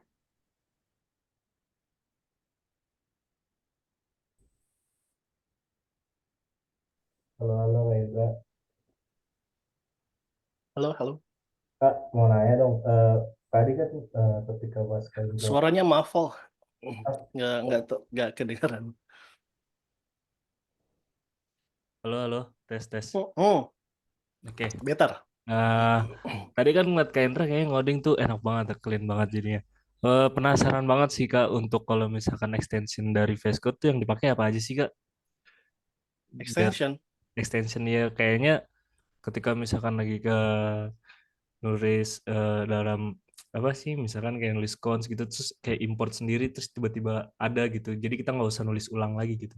Jadi lebih efisien aja sih kelihatannya. Oke. Gitu. Aku coba lihat aja ya di apa yang aku install di sini. Ada 33, banyak banget. But the most important thing itu ada namanya auto import. Ada namanya auto import ini ya. Ini pertama, auto import ini penting banget untuk automatically import of course. Terus yang kedua itu adalah React Snippet ya untuk ngebantu bikin boilerplate ya, boilerplate small kayak kita bikin contoh ya, aku ada kayak bikin let's say RAFC gitu ya, RAFC untuk bikin arrow komponen atau juga ada RFC ya untuk bikin default function komponen itu pakai React Snippet ya, pakai React Snippet. Terus sama dua lagi namanya adalah auto rename tag atau rename tag ini sama auto close tag. Auto rename tag sama auto close tag. Udah 4 itu aja yang most important. 4 itu aja. Selebihnya mungkin nggak ada sih. Oke, Mostly makasih, itu Kak. aja. Ya, sama-sama. Oke, terima kasih Kak Indra atas jawabannya. Wah, banyak banget yang rese nih Kak. Mulai banyak banget yang rese. Oke, pertanyaan selanjutnya mungkin aku baca dari kolom komen nih Kak. Ada dari Kak Fajar Setiawan, nanya, Mas Indra, kalau kita mau halaman code gitu, berarti di page itu logic semua. Lalu kalau untuk validasi itu letaknya di mana, Mas? Kemudian, karena saya base-nya BI, biar lancar nih, switching VE, terutama untuk React itu gimana, Mas? Biar mahir. Katanya gitu, Pak. Kalau kita mau halaman CRUD, semua logic di page enggak ya. Logic itu maksudnya di dalam hooks ya. Kayak contoh kalau kita bicara authentication itu ada di hooks di sini ya, kayak contoh use out ya. Ini bisa kita pakai untuk ngeluarin semua data yang berhubungan dengan current user, kayak user ID, username, user object, anything ya. Adapun kalau kita bicaranya untuk validasi, itu biasanya kita akan masukin dia di bagian kayak contoh kita punya products di sini ya. Kemudian kita bikin produk gitu. Ada validasi. Biasanya dia akan punya satu lagi use create product. Nah, semuanya validasi dan seluruh logic yang berkaitan dengan create itu semuanya masuk di sini. Adapun pemanggilan ya itu biasanya langsung di dalam page-nya. Jadi kalaupun seandainya ini makin gede, biasanya strateginya adalah kita pisahkan lagi. Jadi kita bikin satu abstraction lagi, bikin satu hooks lagi. Let's say betternya nggak ditaruh di sini ya, tapi aku taruh di sini aja biar cepat. Hooks.ts gini ya. Ya sudah, sorry, use hooks. Harusnya use product page ya. Use product page. Udah semuanya pindahin ke sini aja. Ya, semuanya pindahin ke sini. Ini tinggal dipanggil. Ini tinggal di return. Kemudian tinggal dipanggil home products sama sports products. Terus kita panggil di sini cons home products dan sports products, ambil aja dari use product page. That's it. Ya. Jadi kalau makin gede, make sure untuk tahu ya kapan harus dirubah atau harus dipindah dan kapan enggak, karena nggak semuanya perlu gitu. Kalau semuanya dirubah akhirnya kadang-kadang nambahin unnecessary abstraction gitu. Kalau Oke, baik. untuk lancar slicing, latihan ya, latihan, dan aku saranin untuk latihan real project, dalam artian kayak contoh kita punya desain gitu ya, ya udah belajar aja kayak cara slicingnya gimana. Tapi biasanya kayak gitu itu ngeflow ya, tergantung dari kebiasaan. Kalau BE mau pindah ke FE ya bagus-bagus aja, better malah, opportunity radarnya lebih gede. Ya, Mandes. Baik, terima kasih Kak Indra. Mungkin semoga pertanyaannya menjawab juga ya ke Kak Fajar. Nah, di sini aku balik lagi ke yang resen nih. Untuk Kak Lutfi, dipersilakan untuk on mic. Oke, terima kasih Mbak. Mau nanya Mas, ini kan lebih ke React yang scalable ya. Kalau misalnya kita punya aplikasi ada dashboard sama e-commerce misal, tapi di situ ada komponen yang sama dari dashboard sama e-commerce-nya gitu. Nah, komponen yang samanya itu sama-sama misalnya pakai React. Nah, kalau itu mau dibuat reusable, bisa nggak ya misalnya yang dashboard sama e-commerce-nya itu dia terpisah reponya gitu. Tapi mungkin ya ada komponen yang sama misalnya product card gitu. Nah, itu kalau kita mau reusable dalam artian kita cuma ngubah satu code, dia ke-implement di e-commerce-nya sama di dashboard-nya, kira-kira plan yang bagusnya gimana ya?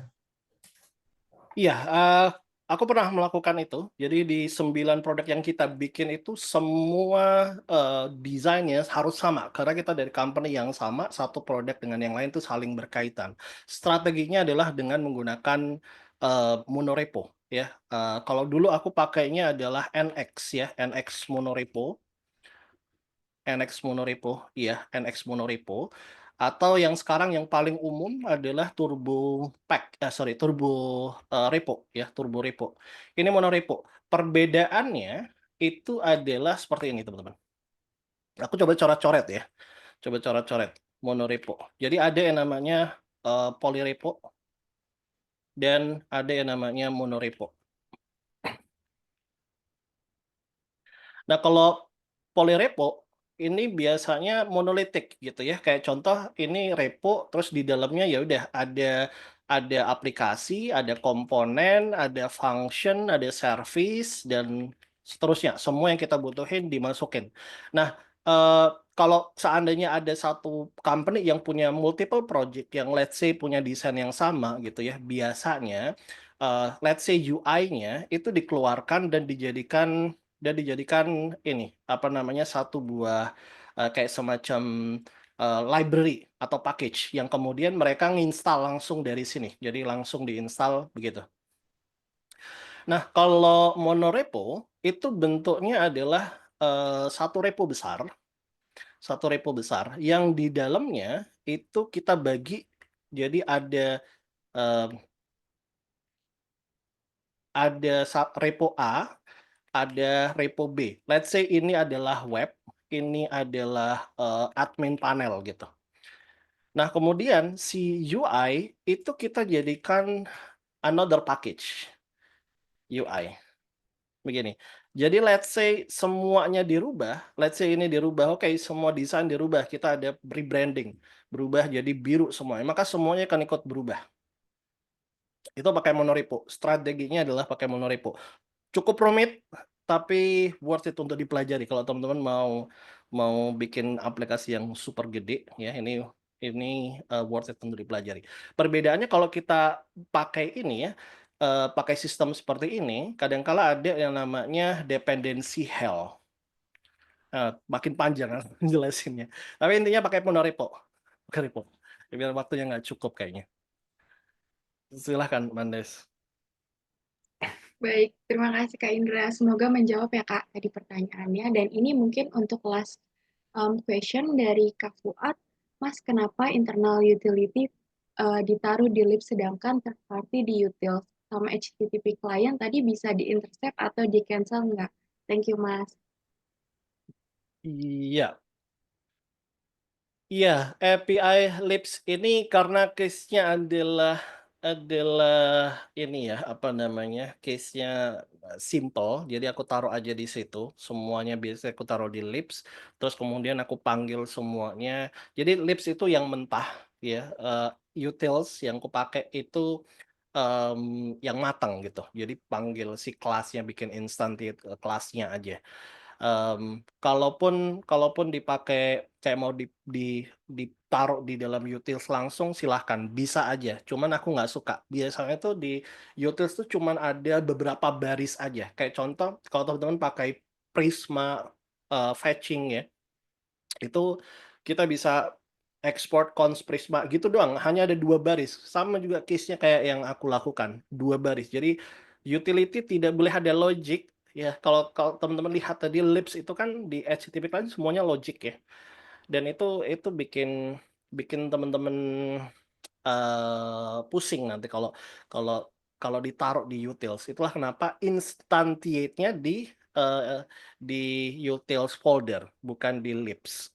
Kalau bicaranya bisa di-intercept, di case ini, di contoh ini aku baru bikin HTTP client tuh semalam, jadi nggak bisa untuk di case ini. Kalaupun mau dipakai untuk di company, of course ya, teman-teman punya waktu yang lebih untuk dimodifikasi, bisa ya, bisa. Kayak apa yang aku lakukan di kantorku, ada 2 status code yang aku 40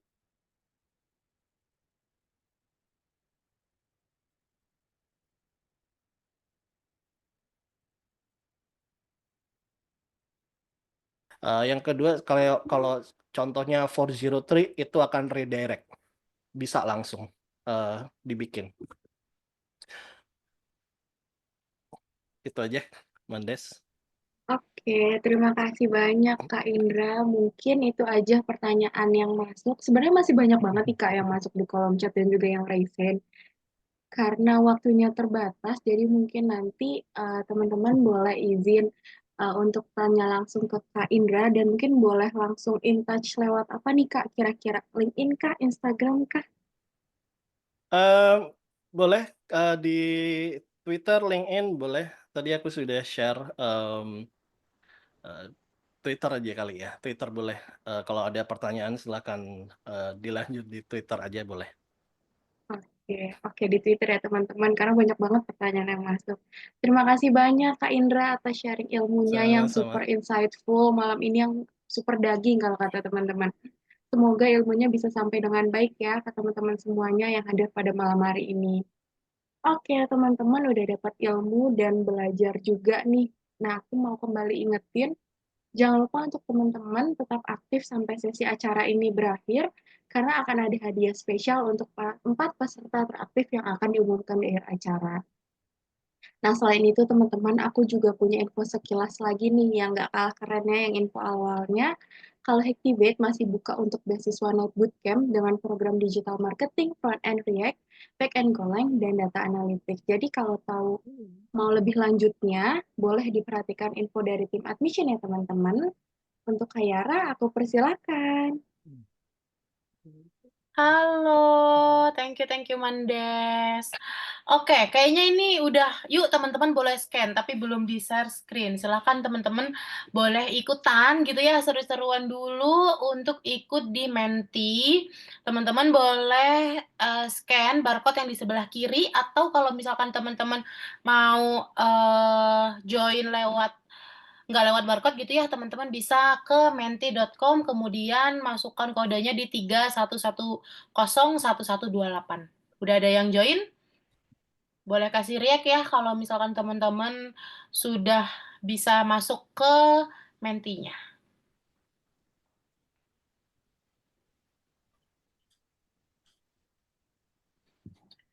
Oke, tolong kasih react dong teman-teman. Nah, kayak gitu ya. Ih, sekarang ada warnanya ya kalau ngasih react ya. Coba kasih love.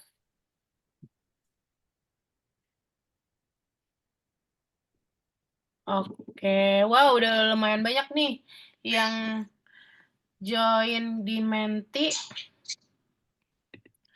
Oke, pertanyaan pertama, bagaimanakah perasaan kamu hari ini? Teman-teman boleh mengungkapkan gimana perasaan teman-teman ikut sesi kali ini gitu ya. Terus kalau misalkan teman-teman pengen lagi ada sesi ini, teman-teman boleh tulis, senang sekali, aku pengen ikut sesi selanjutnya, bla bla bla bla. Oke, kelar ngantor. Good mood. Parah seneng banget. Goks bahagia. Oke, seru. Tulis apa yang sedang dirasakan oleh teman-teman sekarang.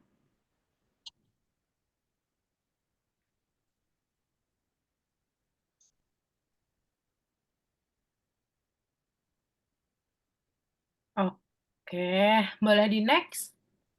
Nah, apa yang kamu ketahui tentang Hactivate? Jadi kan teman-teman tadi di awal sudah ditanya nih sama Mandes, tahu Hactivate dari mana? Dari Instagram, dari temennya, dari saudaranya, kemudian tahu aja Kak dari Google gitu. Nah, teman-teman boleh tulis di sini, apa yang kamu ketahui tentang Hactivate? Ya, muncul pertama adalah sertifikat. Tenang ya. Tempat bootcamp paling gokil. Kayaknya alumni nih kalau yang jawab bootcamp paling gokil ya. Karirnya keren, tutor berkelas, serigala, bimbel IT. Wah, ini ada yang sedikit bacanya mahal gitu. Jadi teman-teman yang bilang kalau Hactivate mahal, tunggu sampai akhir ya. Nanti kita akan bahas dan bedah terkait harga dan apa saja yang ada di Hactivate. Oke, boleh di next. Program apa yang kamu ambil jika teman-teman dikasih kesempatan untuk ikut Hactivate? Di kok data science tidak ada suaranya, silahkan. Yang mau ikut data science, paling banyak adalah full stack. Front end, back end, digital marketing nggak ada, data analitik juga nggak ada. Pada takut semua kali ya mainan data ya. Wah, imbang nih. Wah, data science. Ayo naik. Oke. Banyak banget yang ke full stack JavaScript. Sebenarnya di Hactivate, di cheer-nya, kita tuh punya cheer, impact-nya Hactivate, ada most job populernya di Hactivate tuh apa saja. Teman-teman boleh nanti cek di cheer-nya Hactivate. Boleh di next? Apa yang menjadi pertimbangan kamu saat ingin mendaftar bootcamp? Jadi kalau misalkan teman-teman punya kesempatan, punya waktu, apa yang jadi pertimbangan gitu ya, yang masih kepo-kepo gitu, "Kok aku belum daftar, karena apa?" Biaya pertama, kemudian jaminan karir setelah lulus, bingung milih program. Ayo, masih biaya nih. Tadi ada satu ya yang nyeleneh, jawabannya adalah mahal. Kedua di sini yang menjadi pertimbangan adalah biaya.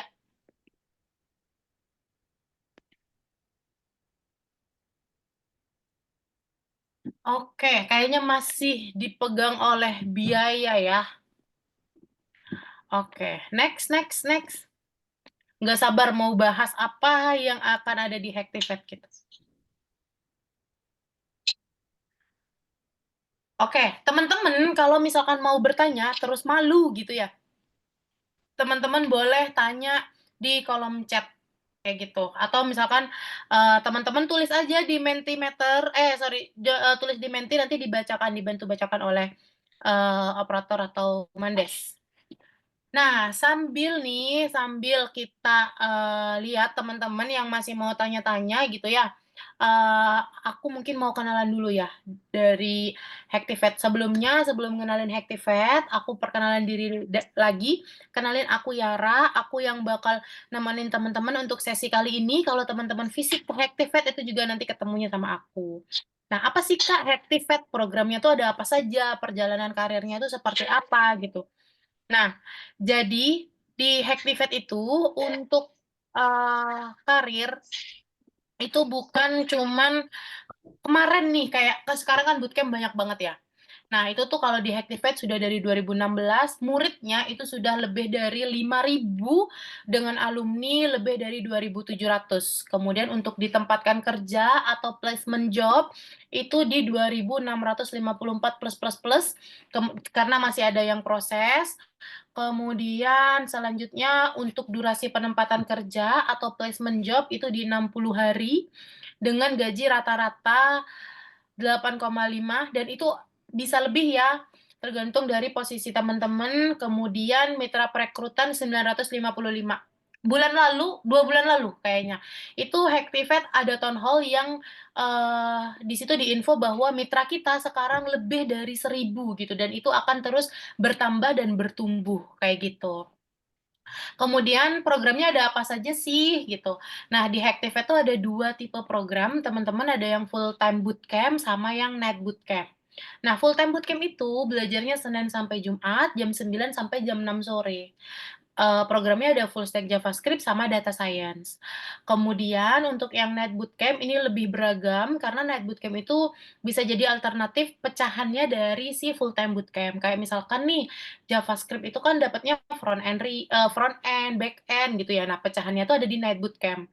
Ada comprehensive data analytic, pecahan dari data science, kemudian front end React Native itu pecahan dari JavaScript. Jadi bahasa pemrogramannya adalah JavaScript.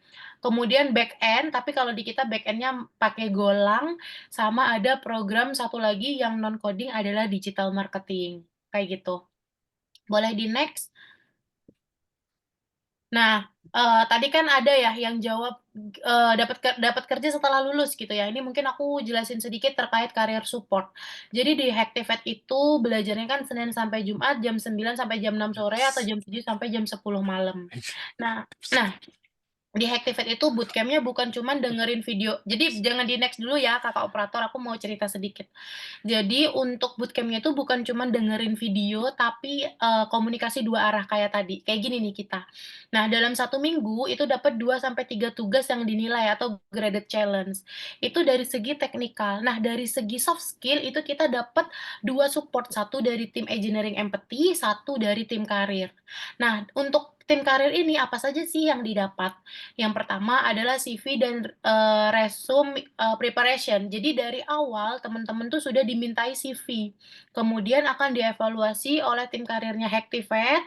Kemudian ada mock-up interview, jadi ada interview coaching juga, diajarin gimana caranya jawab, kemudian nego gaji gimana, Kemudian ada buddy system, misalkan ada teman-teman mau konsultasi, "Oh, aku di-hire oleh 2 company nih, gimana ya?" Nah, itu kita menyediakan buddy system dan career coaching. Semuanya ini itu sudah include dari payment yang dibayarkan oleh teman-teman. Jadi ketika teman-teman bilang, "Kak, mahal," aku bisa jamin untuk Hactivate itu bayarnya sudah include dari pembelajaran dari awal sampai akhir, kayak gitu. Boleh di next?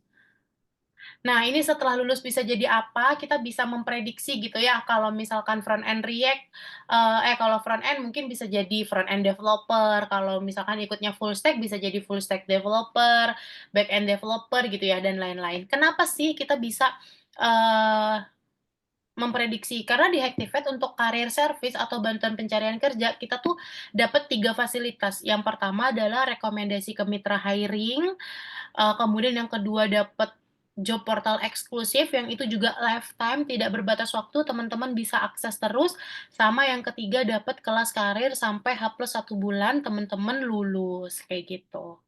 Boleh di next? Nah, ini mitranya Hactivate. Sebenarnya mitranya Hactivate itu kan banyak ya, lebih dari 1.000 ini, kita ambil sebagiannya saja. Jadi ada banyak sektor, nggak cuman startup, ada FMCG, bahkan sekarang F&B itu juga bagian dari mitranya Hactivate, bank, perusahaan IT, kemudian, fintech, itu banyak banget yang jadi mitranya Hactivate. Teman-teman boleh cek saja. Ini testimoni alumni, sebenarnya teman-teman bisa cek juga di sosial media Hactivate sama YouTube. Kalau di YouTube tuh juga ada presentasinya final project, teman-teman di Hactivate, kayak gitu. Boleh di next? Nah, ini, untuk front end React kita ada, kelas terdekat itu di tanggal 24, jadi teman-teman bisa ikut. Nah, selain untuk front end React, kita punya beasiswa full dan parsial untuk yang Net Bootcamp, tapi ini ada, tesnya gitu ya, kayak logic test dasar aja terkait coding, nanti teman-teman daftar bisa di myhactivate.com/hactivate beasiswa, nanti aku juga akan tulis link-nya di kolom chat. Jadi nanti teman-teman flow-nya adalah isi form, kemudian nanti akan dihubungi oleh tim aku untuk kirim link, tes, kemudian tesnya itu juga open kamera ya. Jadi teman-teman diharapkan tidak ada kecurangan apapun, jadi benar-benar fair, kemudian nanti nilainya akan diumumkan dan teman-teman berhak dapat beasiswa yang mana. Karena ada 2 tipe, ada beasiswa full jadi cover 100% dan beasiswa parsial. Kalau beasiswa parsial itu ada yang 30% dan 50%. Untuk fasilitas semuanya sama seperti pembayaran reguler, kayak gitu. Boleh di next nih, kita kan ada THR ya? Oh, oke. Next event, kita akan ada open house. Jadi, open house itu di tanggal 15 Februari, teman-teman bisa lihat ini ada Mas Riza, ke teman-teman nggak mungkin lah nggak kenal Mas Riza gitu ya. Mungkin aku sedikit kenalin sedikit, si gestarnya siapa aja, ada Karina, Karina itu VP-nya di Hactivate, kemudian ada Kak Arya Hidayat, kemudian ini dari luar ya, kemudian ada Kak Elsya, itu head-nya di Hactivate, ada Kak Fuadid Muhammad, gitu. Jadi teman-teman bisa ikut ini gratis dengan menggunakan Hactivate Event, kayak gitu. Registrasinya yang di bawah ya, yang di sebelah kanan bawah, yang myhactivate.com/h8ohvape, kayak gitu. Boleh di next? Oke, ini untuk 1 jam belajar, ini kalau misalkan teman-teman mau ikut gitu ya, mau tahu gimana sih caranya belajar di Hactivate gitu, teman-teman boleh ikut, Hactivate trial gitu ya. Jadi namanya 1 jam belajar, ini ada yang offline, ada yang online. Kemudian, teman-teman bisa ikut di Linktree/Hactivate event. Boleh di next? Oke, are you the next? Sebenarnya aku mau infoin, tapi ini terbatas banget, jadi kita tidak taruh di slide ya. Kita punya yang namanya THR, sorry, bukan THR, Ramadan Skill Boost kalau misalkan di sosial medianya Hactivate ya. Tapi ini bocoran aja buat teman-teman.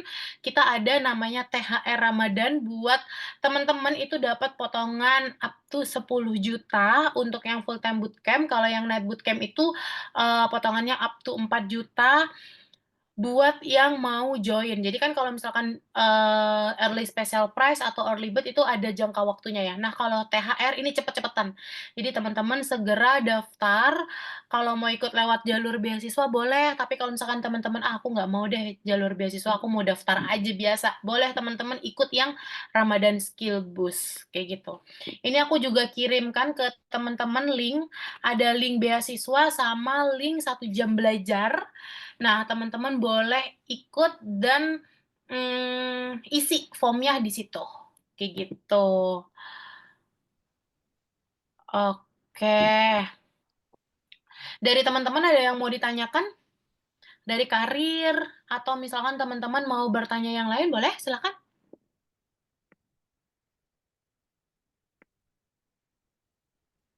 Oke, ini ada yang nanya.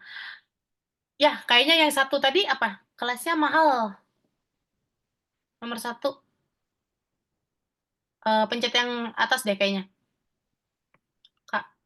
Nah, apakah ada kelas full online? Ada. Jadi Hactivate itu kelasnya untuk Night Bootcamp full online, kemudian yang full time bootcamp itu ada pilihan yang kelas remote. Jadi fasilitasnya semuanya sama. Untuk kelas online tuh bukan yang kelas offline kemudian kita kasih kamera, tidak, tapi ada kelasnya sendiri, ada grupnya, ada buddy-nya gitu. Jadi normal seperti kelas biasanya, cuman memang alat komunikasinya melalui Zoom dan Google Meet, kayak gitu. Boleh di-next? Kelasnya mahal 40 juta untuk kami yang masyarakat low banget, jadi nggak bisa ikutan. Kata siapa? Teman-teman boleh ikut kok. Kita ada ISA. ISA itu dibayarnya ketika teman-teman lulus, kemudian teman-teman boleh ikut beasiswa, gitu. Teman-teman juga bisa cicil, jadi jangan dijadikan alasan ya terkait biaya. Karena menurut aku worth to buy banget Hactivate, karena kan sampai dapat kerja itu sudah nggak ada tambahan biaya, jadi nggak add cost lagi, kayak gitu. Boleh di-next? Lanjutkan, kayaknya udah nih. Next lagi, pertanyaan nomor 4. Apa beda ya ini nggak nanya ke aku nih, boleh di-next. Untuk sertifikat pertemuan ini, Kak, biar lebih semangat, ini nanti akan dibantu oleh Kak Feni dan Kak Mandes. Pengen tahu lebih jauh seputar studi first pay letter. Oke, namanya itu study no pay letter ya, bukan studi first pay letter. Untuk SNPL di Hactivate itu ada, jadi pengajuannya lewat financial partner. Nah, untuk ini, jadi 4 bulan pertama teman-teman tuh bayar biaya adminnya saja. Nah, baru bayar cicilan besarnya ketika teman-teman selesai program. Jadi selesai di bulan keempat, teman-teman baru membayar cicilan besarnya, kayak gitu. Boleh di-next. Kak bingung antara data science atau digital marketing. Keduanya aku suka, tapi takut kendala biaya. Oke. Kalau data science itu memang kita belajarnya Senin sampai Jumat jam 9 sampai jam 6 sore. Kalau digital marketing itu jam 7 sampai jam 10 malam. Dari segi pembelajaran juga berbeda ya. Kalau data science itu data banget, dan kalau digital marketing ya nggak ngoding, tapi semuanya menurut aku bagus. Jadi nanti teman-teman boleh cek di silabusnya ya, masing-masing. Apabila join bootcamp dalam waktu dekat ini, apakah ada diskon? Ada, tadi kan sudah diinfo bahwa di Hactivate itu sekarang ada Ramadan Skill Boost, jadi itu tanpa due date gitu ya. Jadi misalkan teman-teman mau ikut yang Februari, Kak, aku mau dapat diskon 10 juta, boleh, silahkan. Kayak gitu. Boleh di-next?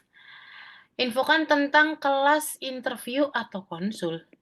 Oke, maksudnya 1 jam belajar. Kalau 1 jam belajar silakan teman-teman klik di Linktree/Hactivate Halo ya. Itu udah ada jadwalnya per masing-masing. Boleh next? Apakah ada batas umur untuk ikut bootcamp dan career opportunity-nya? Oke, kalau dari dulu sampai sekarang itu batasan umur belum ada.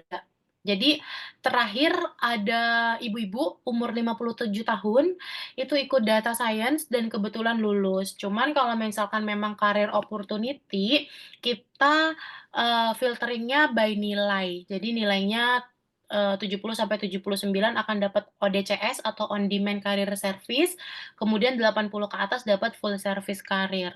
Tapi, kita akan sampaikan di awal untuk orang-orang atau student-student yang biasanya umur 38, 37 itu tetap akan dibantu pencarian kerjanya, tapi mungkin agak slow dibandingkan teman-teman yang baru lulus. Karena kan kalau misalkan di Indonesia biasanya memang terkendala batasan usia. Tapi dari teman-teman nggak perlu khawatir, karena di Hacktivate itu juga dapat job portal eksklusif dan teman-teman tuh bisa apply-apply lewat job portal yang lain. Karena lulus dari Hacktivate itu sudah menjadi talent ready baik dari teknikal ataupun soft skill, kayak gitu. Untuk beasiswa apakah tercover semua? Beasiswa itu terbagi menjadi 2, tergantung dari nilainya teman-teman. Jadi kalau misalkan nilainya bagus ya pasti kita akan kasih yang 100% gitu. Jadi, persiapkan dengan baik sebelum teman-teman ikut tes, kayak gitu. Kak, kalau pembayaran biasanya dikasih waktu berapa lama ya? Soalnya mau daftar tapi terkendala biaya. Untuk biaya itu kita harus clear di awal semuanya, baik lunas, cicilan, atau SNPL. Kalau cicilan dan SNPL dipastikan teman-teman harus sudah mengajukan ke financial partner dan sudah harus di-ACC oleh financial partner-nya. Untuk review dan approval itu semuanya kita serahkan ke financial partner gitu. Jadi pada saat teman-teman belajar, teman-teman tuh fokus ikut programnya aja tanpa memikirkan administratif dan biaya. Jadi harus memang sudah clear di awal, kayak gitu. Oke, ini 12-12-nya sudah aku jawab ya. Ada lagi, kayaknya Kak Irwan Siregar tadi raise hand ya, tapi udah ngetik di sini. Aku bacain aja ya. Untuk ikut bootcamp, prefer punya basic programming dulu atau pemula banget juga bisa. Nah, di Hacktivate itu yang pertama, kita secara silabus, pembelajaran dan akademik itu friendly buat beginner. Tapi memang temponya itu agak cepat karena kan, kita 3 bulan data science, 4 bulan full stack JavaScript gitu ya, itu acuannya. Nah, tapi di Hacktivate itu ada yang namanya one on one mentoring dan buddy session. Jadi belajarnya itu kan kita 80% praktek, 20%-nya teori ya. Nah, di luar itu teman-teman ada buddy session yang wajib diikuti dan one on one mentoring yang sifatnya by request. Kemudian satu student itu akan dapat satu buddy. Atau kalau misalkan kita kuliah gitu ya, dapat dosen pembimbing akademik, atau kalau pada saat SMA dapat satu wali kelas. Nah, itu bertanggung jawab atas kehadirannya teman-teman, bertanggung jawab atas perkembangan akademik gitu. Bisa dilihatnya di mana? Bisa dilihatnya dari student card gitu. Jadi kita punya student ya yang punya. Student tuh punya student card yang itu ada nilai-nilainya, kayak gitu. Nah, kalau misalkan secara prediksi gitu ya, secara nilai-nilai, "Oh, kok kurang ya nilaiku?" Gitu. Teman-teman tuh boleh untuk request one on one mentoring. Nah, itu sudah include dari pembayaran yang dibayarkan oleh teman-teman. Makanya kalau misalkan, di awal teman-teman bilang mahal, menurut aku, enggak, karena itu benar-benar worth it banget. Teman-teman belajar, teman-teman dapat sertifikat, teman-teman dapat mentoring, teman-teman dapat dibantu cari kerjanya, itu semuanya sudah include dari payment yang dibayarkan oleh teman-teman, kayak gitu. Oke, selanjutnya Kak Noval Afif. Kak, kalau misalkan kita SNPL tapi setelah lulus belum dapat pekerjaan, apakah terjamin? Nah, kita di awal selalu bilang bantuan pencarian kerja, bukan job guarantee. Jadi ketika teman-teman, belum dapat kerja, kemudian uangnya kembali, tidak, gitu. Tapi yang bisa dipastikan di Hacktivate itu ada yang namanya PIP atau Performance Improvement Plan, di mana Performance Improvement Plan itu kita akan mengevaluasi teman-teman, kenapa sih nggak dapat kerja? Apa karena dari segi teknikalnya kah yang kurang? Apa dari segi soft skill-nya kah yang kurang gitu? Kalau dari segi teknikal yang kurang, yang in charge adalah akademiknya gitu. Jadi teman-teman instruktur punya tugas lagi nih buat bantuin teman-teman gitu. Tapi kalau soft skill-nya yang kurang, nanti yang in charge adalah tim karir, kayak gitu. Selanjutnya, nah, oh ya, apakah tetap bayar SNPL-nya? Ya bayar dong, karena itu kan perjanjiannya teman-teman bersama financial partner. Kayak teman-teman kuliah kan bayar ya di awal gitu, mau teman-teman ngulang kayak mau teman-teman gimana ya teman-teman harus tetap bayar di awal, sama mirip-mirip kayak kuliah. Cuman ini bedanya kita dibantu pencarian kerjanya, gitu. Buat link pendaftaran event yang tanggal 15 boleh di-share? Boleh, itu ya, jangan lupa ikut open house. Kak, saya kan mahasiswa nih, pengen ikut yang data science, tapi kehalang sama jadwal. Kira-kira program yang berkaitan sama yang berkaitan apa ya yang ada di Night Bootcamp? Untuk data science itu pecahannya adalah comprehensive data analytic. Comprehensive data analytic itu dari normal 18 juta itu sisa 14 juta aja. Itu sudah include sama career service-nya juga, sama one on one mentoring-nya juga, sama proyekannya juga, sama kelasnya juga gitu ya. Jadi teman-teman bisa ikut di comprehensive data analytic. Gitu ya Kak Julman. Ditunggu ya, tapi kalau misalkan Kak Julman masih ragu, mirip nggak sih sama data science, teman-teman boleh ikut 1 jam belajarnya dulu. Linknya tadi di atas. Oke. Oh banyak banget ya yang nanya. Ada lagi nggak yang nanya nih? Nanggung jam 9. Ada lagi yang mau ditanyakan dari teman-teman?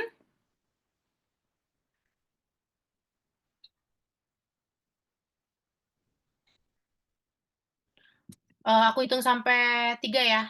1, 2, oke. Ini recordnya bisa dilihat di mana, nanti hubungin Mandes atau Feni. 3, nggak ada yang mau ditanyakan? Oke, mungkin ini, oh ini ada lagi nih. Mau tanya. Oke.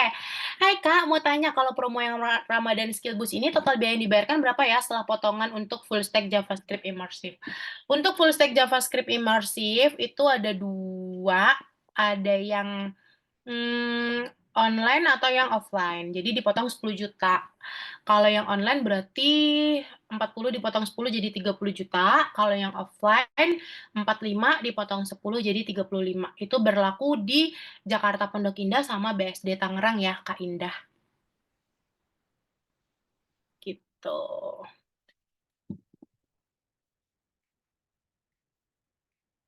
Thank you, Kak. Sama-sama. Oke, ini aku izin ninggalin nomor HP, kalau misalkan teman-teman mau minta CIR, mau minta silabus gitu ya, boleh banget di-chat aja ke nomor ini, nanti teman-teman boleh kabarin aku apa saja yang jadi kendalanya teman-teman. Misalkan kayak, "Kak, aku mau dihitungkan dong cicilan," atau misalkan ada kendala lain, mau isi, 1 jam belajar tapi bingung, kayak gitu, itu boleh ke WhatsApp aku yang ini, gitu. Karena udah thanks, Kak. Oke deh, karena udah jam 9 juga, aku harap teman-teman bisa mengambil ilmu yang baik-baik untuk sesi kali ini. Sukses terus, kalau misalkan mau main-main ke Hacktivate, jangan ragu buat hubungin aku atau hubungin teman-teman Hacktivate yang lain. Aku kembalikan ke Mandes ya, teman-teman. Selamat malam. Terima kasih banyak Kak Yara. Wah, kapan lagi nih teman-teman Hacktivate bertebaran promo. Jadi langsung aja yang penasaran atau masih ragu boleh banget hubungin Kak Yara yang dikontak di kolom chat. Oke, dengan berakhirnya Grow Session with Hacktivate bersama Kak Yara, maka event pada malam hari ini juga berakhir. Namun sebelum berakhir, aku akan menepati janji untuk mengumumkan peserta terakhir pada acara malam hari ini untuk 4 peserta ya teman-teman. Jadi yang pertama ada Noval Afif, selanjutnya ada Adrian, Julman Notatema, dan juga Kak Irwan Siregar. Mungkin untuk keempat pemenang, jangan lupa chat kakak admin atas nama Mandes, aku sendiri, atau Kak Feni, dengan berikan nama, email, dan nomor HP ya. Nah, semuanya udah nih pada malam hari ini. Katanya mau main ke Hacktivate, boleh Kak. Oke, mungkin karena sesi kita udah berakhir, mungkin teman-teman juga boleh aktifkan kamera karena kita akan foto bareng nih sama Kak Indra. Untuk kakak operator mungkin boleh dibantu ya, teman-teman boleh banget nih aktifin kameranya. Karena kan lumayan ya kenang-kenangan, habis belajar bareng Kak Indra yang ilmunya super daging malam ini. Oke, yuk yuk teman-teman.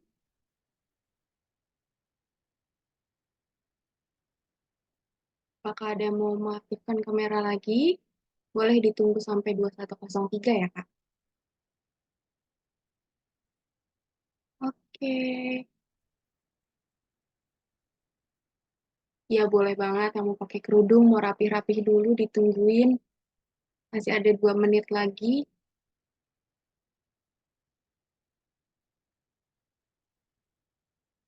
Adakah lagi yang mau aktifkan kamera, teman-teman?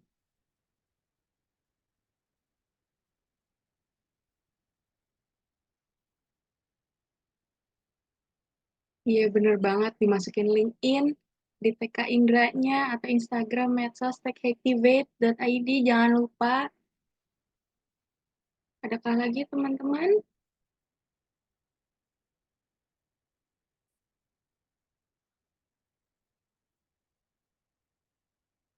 Oke, mungkin udah nggak nambah lagi nih Kak yang aktifin kamera. Mungkin boleh dibantu Kak Feni untuk countdown-nya. Oke, siap-siap ya teman-teman. 1, 2, 3. Sekali lagi. 1, 2, 3. Oke, siap. Baik, terima kasih banyak Kak Feni udah bantu aku foto teman-teman yang mukanya sumringah banget dapat ilmu yang banyak nih dari Kak Indra. Oh iya teman-teman, sebelum meninggalkan room Zoom jangan lupa untuk absen yang udah dikirimkan di chat box ya. Dan juga nanti untuk pemenang jangan lupa chat aku atau Kak Feni ya dengan nama, email, dan nomor HP.